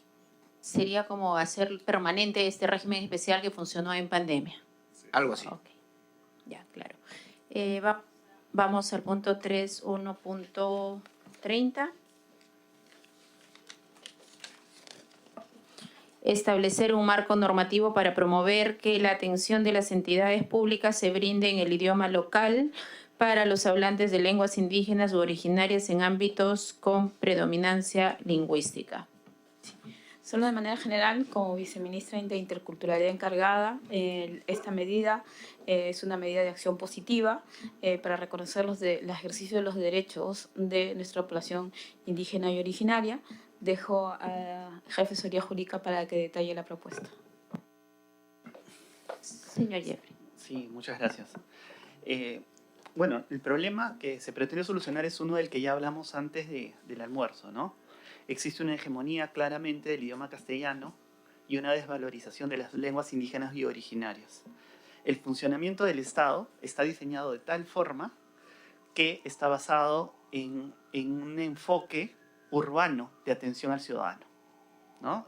Eso ya lo hemos visto, es una perspectiva monocultural y monolingüe, ¿no? Y esto claramente lo que genera es brechas de discriminación en personas hablantes de otras lenguas indígenas o originarias, a través de la prestación de servicios públicos. Y esto, a su vez, puede generar vulneración de derechos fundamentales a la salud, educación, trabajo y justicia. Una persona que no habla el idioma castellano y habla quechua u otro idioma, otra lengua indígena o originaria, no accede de la misma manera a los servicios básicos que brinda el Estado en sus diversas localidades. El reto del Estado es eliminar estas brechas, ¿no? ¿Qué hemos encontrado? Además, que en distintas instituciones públicas hay personal contratado bilingüe, pero que no brinda servicios en estas lenguas, porque muchas veces ese personal no es personal que está destinado para atención al público. Es personal que está destinado para labores internas de la entidad, pero no atiende al público en general. Lo que queremos con este proyecto, uno de los temas que queremos con este proyecto legislativo es generar incentivos para que las instituciones de todos los niveles de gobierno y de los poderes del Estado, incluso instituciones constitucionalmente autónomas, ¿no?, puedan rotar a este personal o aprovechar estas capacidades para que puedan dirigirse a la atención al público también. Además, ¿no? Siguiente, por favor. ¿No?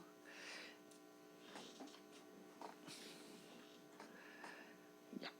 Hay instituciones, además, las entidades públicas, además, ¿qué es lo que queremos? Que a través de esta norma se priorice las futuras contrataciones, no de todas las entidades públicas ni de todas sus dependencias, sino de aquellas dependencias de las instituciones públicas que atiendan una circunscripción territorial donde predomine una lengua indígena o originaria, tengan la obligación de colocar dentro de los requisitos de sus concursos públicos de contratación el dominar esta lengua, ¿no? Creo que es absolutamente coherente, ¿no?, que se le pida a las instituciones es que en sus nuevas contrataciones tengan como factor de evaluación predominante, ¿no?, el que la persona que va a atender al público conozcan estas lenguas indígenas o originarias. ¿Cuál sería el impacto cuantitativo de la medida? Siguiente, por favor. Permitirá mejorar la atención de 4.477.000 peruanos y peruanas mayores de 3 años, que representan aproximadamente el 16% del total de la población, que hablan lenguas indígenas u originarias. El 16% de la población. Promover la inserción laboral de los hablantes de lenguas indígenas u originarias en entidades públicas, ¿no?, reactivando economías a nivel territorial en ámbitos donde se prestan servicios, ¿no? Esto puede generar empleabilidad claramente, ¿no?, en aquellas personas que pueden acceder al servicio público, a ser servidores públicos, teniendo como parámetro de evaluación el hablar estas lenguas. ¿Cuál sería el impacto cualitativo? Se garantiza el ejercicio de los derechos lingüísticos y otros derechos conexos con predominancia lingüística, ¿no? Y existe una prestación de servicios públicos de calidad, que es finalmente lo que queremos como Ministerio de Cultura, con pertinencia cultural y lingüística hacia la ciudadanía. Ahora sí, hasta ahí. Gracias. Gracias, señor Jeffrey. ¿Alguna intervención al respecto? Bueno, tengo una pregunta. Hizo mención en su intervención a que la idea es generar incentivos, ¿no? En la administración pública para que se pueda promover el uso de esta atención en lengua local. ¿Qué tipos de incentivos han previsto? En principio, creo que es importante mencionar que como Ministerio de Cultura, desde el 2016 hemos venido certificando a servidores interculturales bilingües, ¿no? Y que están justamente en estas entidades públicas, que son aproximadamente 3.000 servidores. Sin embargo, a la fecha muchos de ellos no ocupan esos espacios para poder brindar atención de manera directa a la ciudadanía. La idea es que esos incentivos que podamos hacer deben estar coordinados con Servir, para que puedan ellos ocupar esos espacios, que justamente sean estos cargos que puedan tener la atención directamente a la ciudadanía, ¿no? O sea, esa es una especie de incentivo que podremos generar a nivel interno de la propia entidad pública. Ok, gracias. Bueno, pasamos al 3.131. Establecer estímulos económicos para incentivar la investigación en arqueología y otros ámbitos culturales relacionados a bienes de patrimonio cultural, inmueble o inmueble, y la investigación sobre las artes, sobre la industria audiovisual y cinematográfica y sobre el libro y la lectura con cargo a los estímulos económicos aprobados por Decreto de Urgencia 022/2019. Sí. De manera general, esta gestión tiene como eje muy importante dar énfasis en la investigación por nuestra cultura. La investigación en un país como el nuestro, con tanta herencia cultural, resulta importante no solo porque podemos conocer nuestra historia, sino porque la investigación de los restos arqueológicos del patrimonio histórico en regiones permite que se dinamice la economía, porque también las personas van a visitar más esos lugares. Pero la investigación no solo es centro o se puede focalizar en el tema arqueológico, también el tema de lectura, también en nuestras patrimonio inmaterial. Por eso necesitamos que esta priorización venga acompañada de un financiamiento. Esto es en términos generales. Le dejo al jefe de Asesoría Jurídica el detalle de la propuesta. Adelante, señor Jeffrey. Muchas gracias. Creo que no es novedad de que existen reducidos proyectos de investigación cultural en materia arqueológica y artes, ¿no? La investigación es algo de que el país necesita, ¿no? Y creo que todos somos conscientes de ello. Esta falta de investigación tiene algunas consecuencias o tiene alguna fundamentación, digamos, en el escaso financiamiento para la investigación arqueológica de parte del Estado. A la fecha, como ya hemos mencionado reiteradamente en esta exposición, contamos con más de 26.000 zonas arqueológicas identificadas. Pero una vez que identificas, saneas, no solo pones en valor el bien inmueble prehispánico realizando trabajos, sino investigando, ¿no? Necesitamos investigación de estos bienes inmuebles prehispánicos. Sin embargo, el Ministerio de Cultura no cuenta con financiamiento para hacer toda la investigación que quisiéramos hacer en relación con nuestros bienes inmuebles prehispánicos.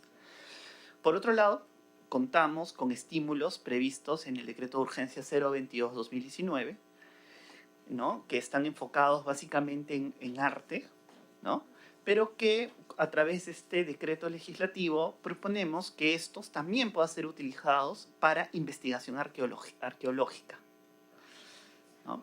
Y, es decir, con este proyecto no estaríamos pidiendo más recursos, sino pidiendo una habilitación legal para utilizar los recursos con los que ya cuenta el Ministerio de Cultura para otros fines, también para la investigación arqueológica.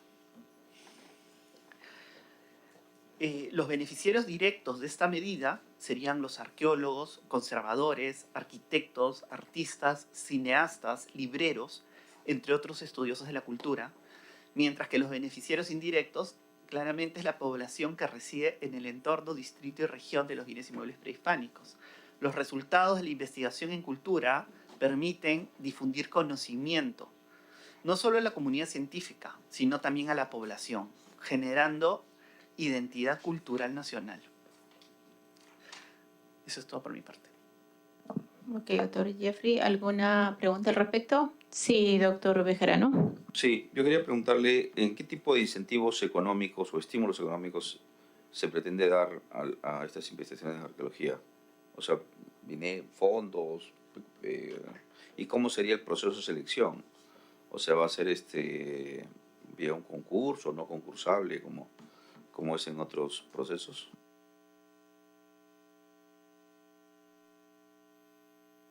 Sí, buenas tardes con todos. Daniel Navarro, director de la Dirección General de Industrias Culturales y Artes.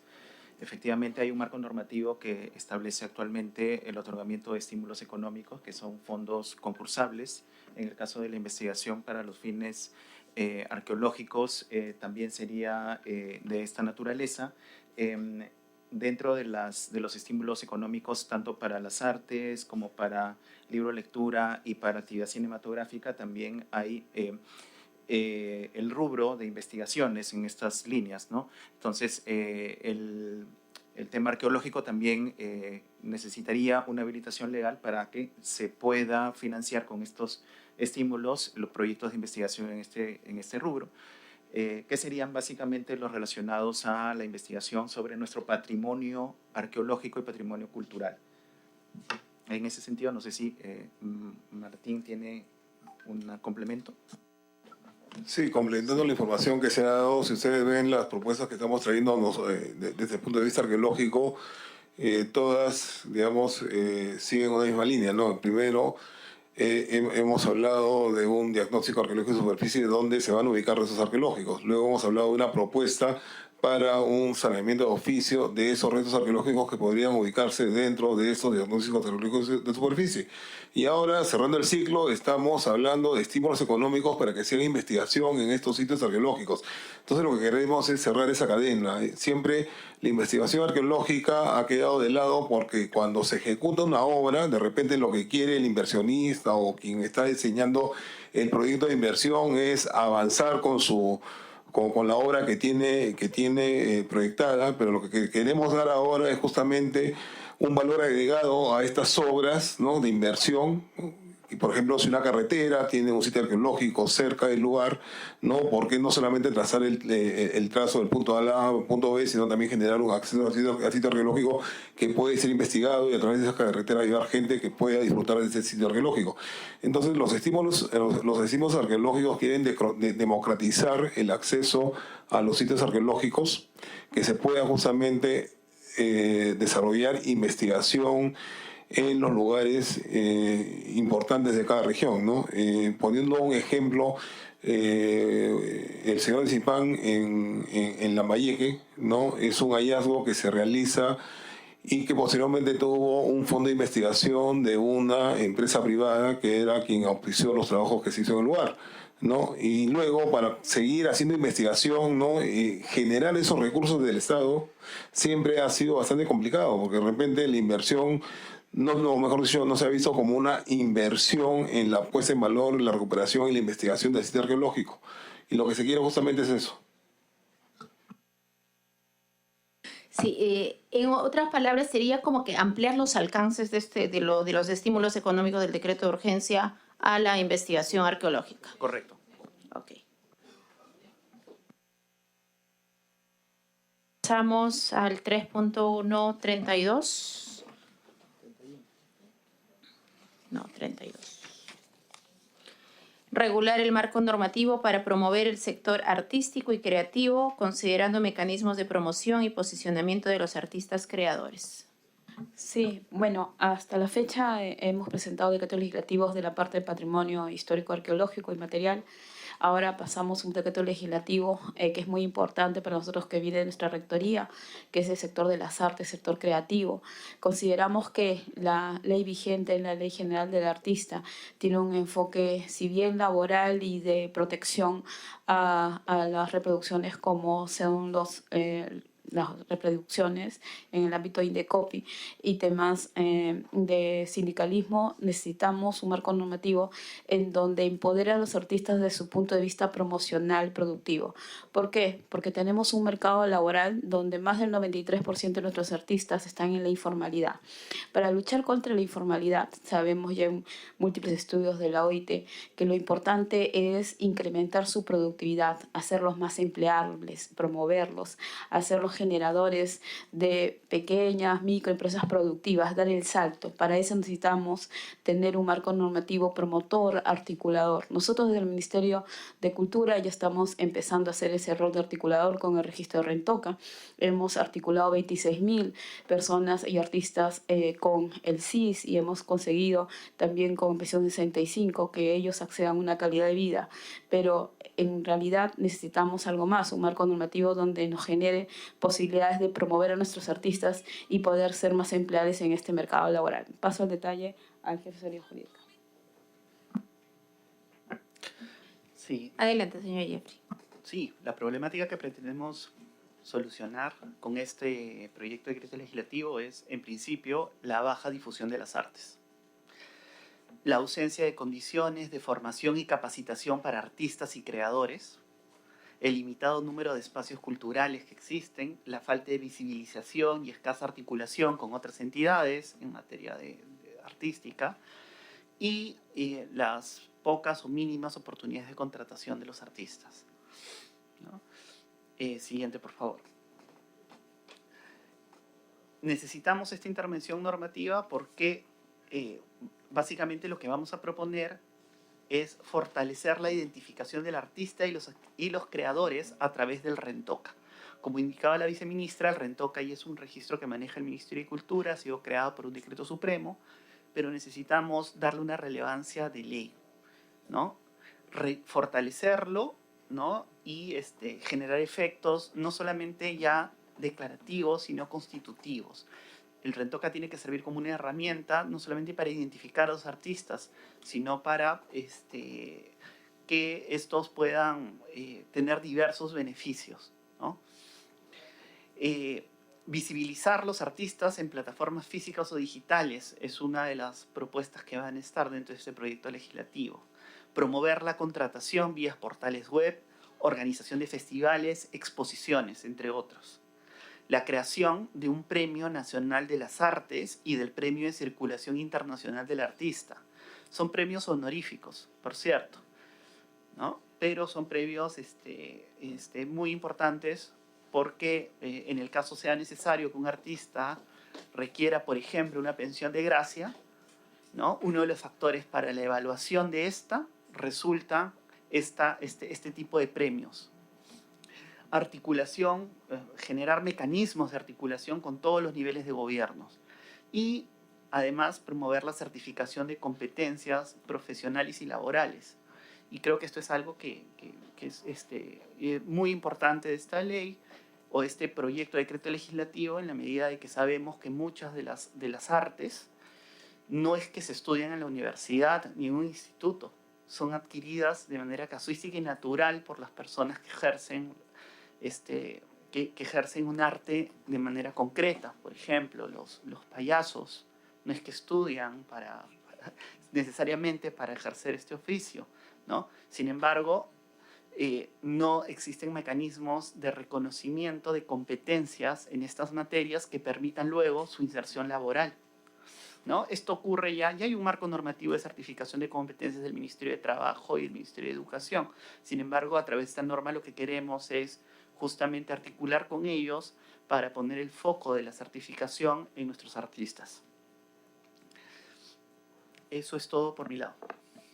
Gracias, señor Jeffrey. ¿Alguna pregunta al respecto? Sí, señor Bejarano. Sí, no queda claro para qué se requiere una ley, ¿no? Y en todo caso, la otra pregunta sería, ¿qué están haciendo o qué acciones están haciendo ustedes hoy en día que no requieran ley? O sea, no, porque estos son una serie dice un marco normativo para promover el sector artístico, pero entiendo que podrían hacerlo con las facultades que hoy tienen. No sé a qué se refiere con este marco normativo y para cuál requeriría una ley, ¿no? No sé si pueden precisarlo. Sí, muchas gracias. Es necesario poder tener una norma con rango legal. Como se ha mencionado anteriormente, hay una base de registro, el Registro Nacional de Trabajadores, que está constituido a través de un decreto supremo.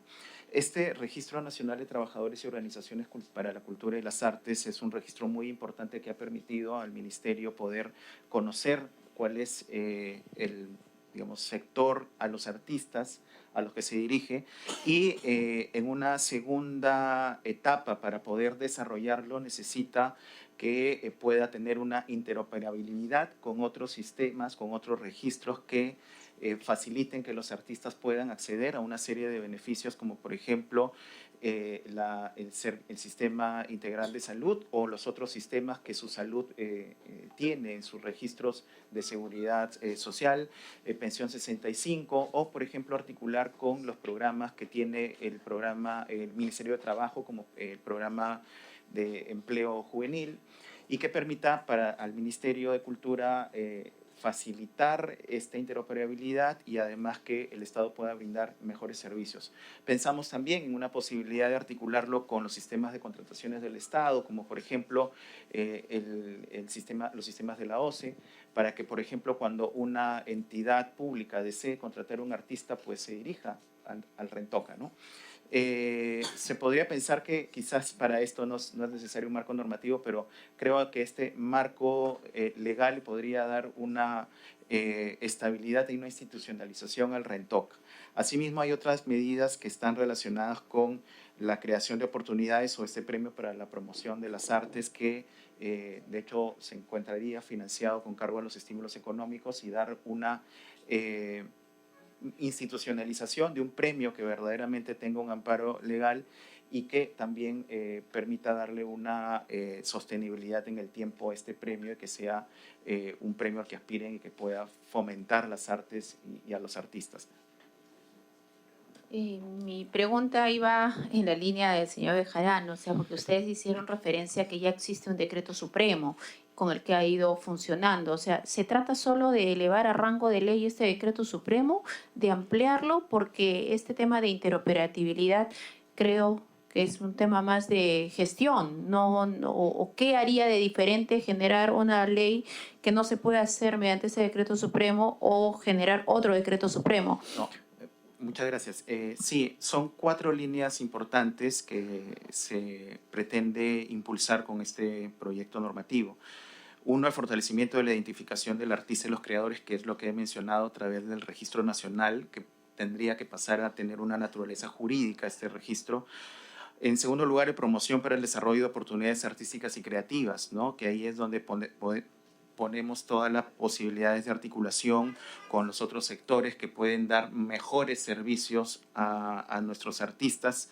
Y, por ejemplo, incluimos la creación de una red para la promoción de la infraestructura cultural a través de la cual el Ministerio de Cultura facilita el uso temporal y gratuito de los espacios y museos que, por ejemplo, requieran aquellos artistas que se dedican a las artes escénicas, ¿no? Otra línea es precisamente que he mencionado, el premios para la promoción del arte y la creatividad. Un premio de esta naturaleza que tenga una cobertura con rango de ley tendría una institucionalización y un alcance y una sostenibilidad en el tiempo, ¿no? Que permita que el Ministerio de Cultura ya prevea en sus presupuestos anualmente este premio, por ejemplo, ¿no? Y lo que he mencionado sobre la empleabilidad y mejores condiciones de vida está relacionado con esta articulación que va a facilitarse a través del Rentoca con otros programas y, por ejemplo, también la posibilidad de poder establecer mecanismos de formación y promoción del empleo a través, por ejemplo, de la certificación de competencias laborales, que son, digamos, que no se han llevado a cabo hasta el momento y que se pretenden impulsar con este proyecto normativo. Sí. Ok, gracias. Sí, para complementar, viceministra, un minuto adicional. Solo de manera complementaria, a ver, nuestros artistas, la mayoría, como les decía, tienen un problema de informalidad, 93%. Y no solo son un tema de informalidad, sino son la mayoría autoempleados. Estamos hablando de artistas que vienen no de los que ganan diariamente miles de millones, sino de nuestros artistas tradicionales, de nuestras regiones, de nuestros artesanos, de nuestros creativos, y son ellos en donde están el núcleo de la informalidad y los autoempleados.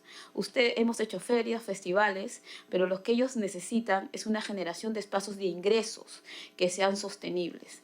Estos ingresos sostenibles necesitan un marco normativo donde el Estado tenga un rol participativo y donde inyecte de alguna manera articulada una forma de espacios y presupuesto para ello dentro de lo que ya tenemos. Y para ello necesitamos 4 ejes: identificación, que es lo que han estado explicando del registro de identificación que podemos articular con otras entidades públicas, y para eso necesitamos norma con rango de ley para articular sistemas. El otro es promoción de oportunidades de ingresos, y por eso incluso estamos previendo generar un porcentaje de las donaciones que recibe el Ministerio de Cultura para la generación de ferias, festivales y oportunidades también de ingresos para los artistas. 3, articulación en función de premios con cargos de estímulos económicos. Y 4, mejorar condiciones laborales o de vida socioeconómicas, que no va a implicar, claro, ni una modificación con el tema de pensiones ni el tema de salud, pero sí articulación con niveles de certificación de competencias, el tema del CIS, el tema de pensión 65. 4 ejes que están en función de mejorar las condiciones de vida, y por ello necesitamos este marco normativo legal, ¿no?, por las habilitaciones dentro del presupuesto que ya tenemos. Ok, muchas gracias. Bueno, hemos culminado con las sustentaciones de las 10 submaterias que ha presentado el Ministerio de Cultura. Le agradecemos por las precisiones, las respuestas brindadas a la mesa, y les agradecemos, por favor, que nos dejen los anexos 2 con el sustento de cada uno de ellos, o si está en el PPT también, para poder distribuirlo a todos los congresistas y colgarlo también en la web. Muchas gracias. Pueden permanecer en la sala hasta el momento que lo deseen, si no pueden retirarse, para luego dar pase a las siguientes materias.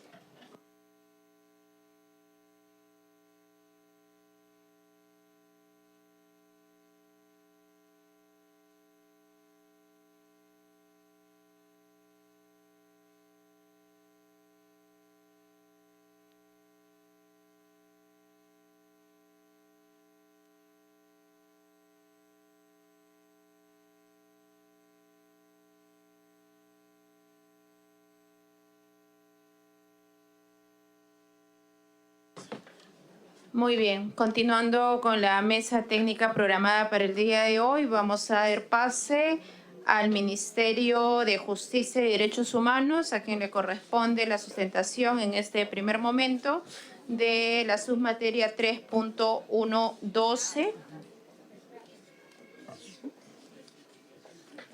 ¿Dónde está?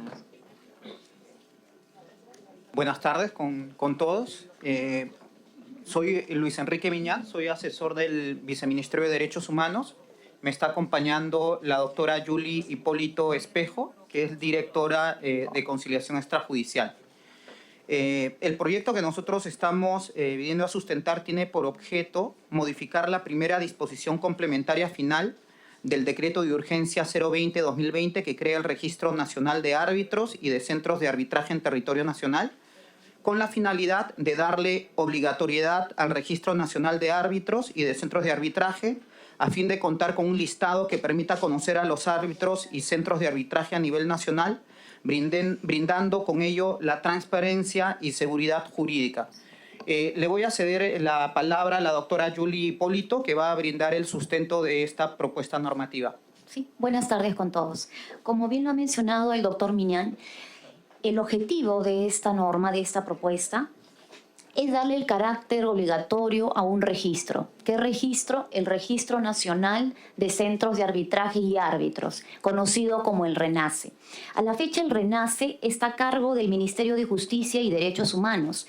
Sin embargo, uno de los principales problemas de este registro es que a partir de su implementación o de su vigencia, ha generado mucha inseguridad jurídica y un descrédito en el arbitraje, debido a que a la fecha los centros de arbitraje y árbitros no están obligados a registrarse en este registro. lo que conlleva a que las personas o la población no pueda conocer quiénes son los árbitros o los centros de arbitraje a nivel nacional. En ese sentido, lo que nosotros buscamos con esta propuesta es darle el carácter de obligatorio. Darle un carácter de obligatorio para que de esa manera, mediante esta modificatoria, estén obligados los árbitros y los centros de arbitraje a inscribirse. De esa manera vamos a poder contar con un listado que permita conocer quiénes son los árbitros, los centros de arbitraje a nivel nacional, y con ello va a permitir que podamos contar con una transparencia y brindar una seguridad jurídica que requieren los ciudadanos y que buscan emplear este arbitraje como mecanismo alternativo de solución de conflictos. Cabe mencionar respecto al impacto cualitativo y cuantitativo, el carácter facultativo a la fecha de este registro hace de que las cifras que se encuentran registrados hoy en día en este registro no reflejan el total de los árbitros y centros de arbitraje en el país. A un título ilustrativo, a modelo de ejemplo, podemos mencionar el caso del Centro de Arbitraje del Colegio de Abogados de Lima, el cual a la fecha no se encuentra en este listado del RENACE, ni tampoco figuran quiénes son los árbitros que lo conforman. En ese sentido, nuestra propuesta lo que va a buscar a fin de brindar la seguridad jurídica con este registro es darle al Ministerio de Justicia, el cual cuenta con todas las capacidades institucionales para poder realizar esta función, más aún si el Ministerio de Justicia tiene la competencia sobre los mecanismos alternativos de solución de conflictos, siendo este también el arbitraje. En ese sentido, los beneficios ante esta propuesta será poder contar con un registro y con un listado nacional de árbitros y centros de arbitraje a fin de que la población o las partes que desean llevar su conflicto a la instancia arbitral puedan ellos tener la seguridad y la confianza de conocer quiénes son estos árbitros y estos centros de arbitraje. A la fecha presentamos distintas problemáticas, las cuales hemos venido detectado desde la creación del arbitraje que fue en el año 2008. Sin embargo, han pasado 16 años donde hemos podido advertir distintas problemáticas, en la cual una de ellas es que no exista a la fecha un registro que permita que todos podamos saber quiénes son los árbitros y los centros de arbitraje que a la fecha están acreditados para poder ofrecer este servicio. Tenemos este registro, el cual ya lo maneja el Ministerio de Justicia, pero tienen un carácter voluntario, lo cual en realidad sí genera inseguridad y genera inseguridad en la población. Y lo que buscamos ahora con este proyecto es poder resolver esta problemática, que a la fecha sí urge, porque son años que ha trascendido desde la creación del arbitraje y el registro nacional, que si bien es cierto, se dio en el año 2020, han pasado 4 años, pero ya nos ha permitido el día de hoy presentar esta propuesta para poder darle este carácter de obligatorio. ¿Qué nos va a beneficiar también? Es poder contar con un marco normativo que pueda garantizar sobre todo el adecuado desarrollo de los procesos arbitrales. Y ello involucra que la población y todos conozcan quiénes son los árbitros y los centros de arbitraje acreditados. Yo quiero sí especificar en este punto que el Ministerio de Justicia a la fecha es ente rector de la conciliación extrajudicial. Y contamos con todas las capacidades, tenemos un registro, tenemos la experiencia para eso. Ya lo manejamos, pero tiene un carácter voluntario. Lo que buscamos ahora es darle ese carácter de obligatorio. Correcto. Gracias, doctora Miñán, el funcionario del Ministerio de Justicia. Para su pregunta, señor Bejarano. Sí, bueno, a ver, yo quería preguntar, ¿cuántos árbitros voluntarios y centros de arbitraje están inscritos?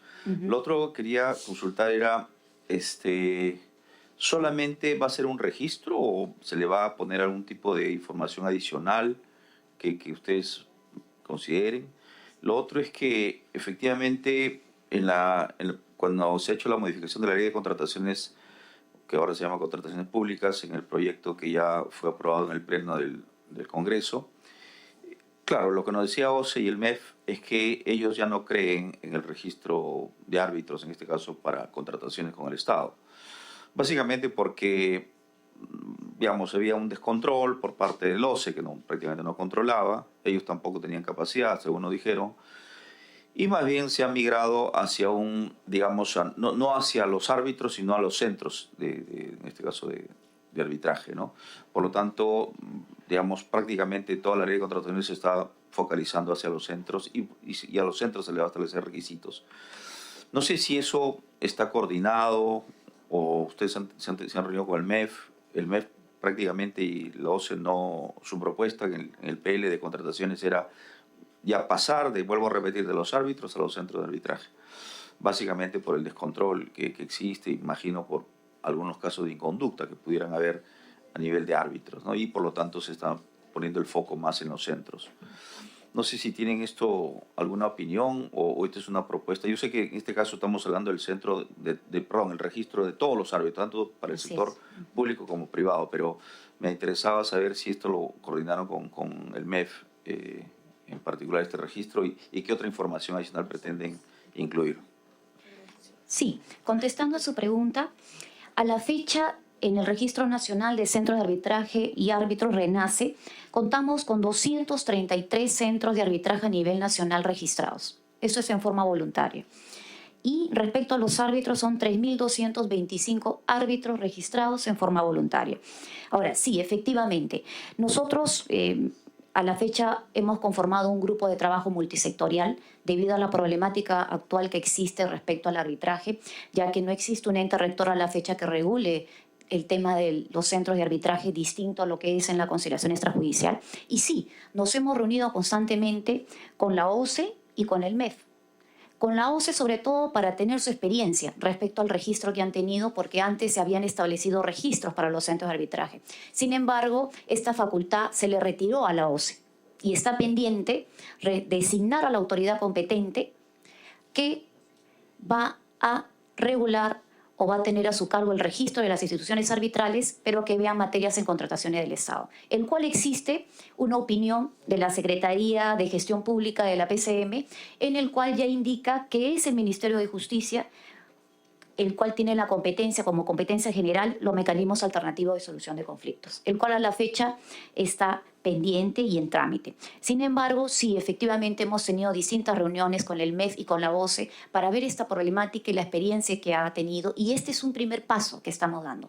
Pero nosotros consideramos que este es un problema que sí es necesario poder tomar las acciones urgentes y darle una inmediatez.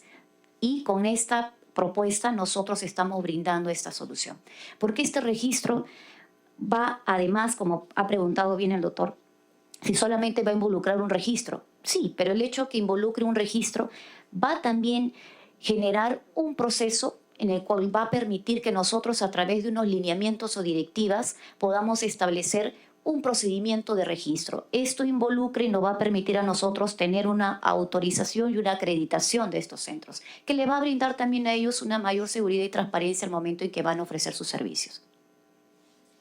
Correcto, gracias. Atendiendo a vuestra sustentación, la modificación de manera específica se orienta a convertir en obligatorio el registro, ¿verdad? Así Solo es. eso, Sí. no hay más, porque para poder hacer esa precisión de ser caso en la concesión del pedido. Sí.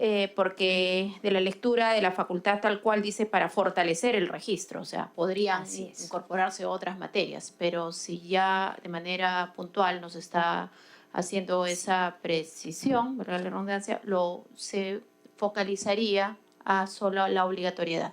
Esencial darle ese carácter de obligatorio. Ok, gracias.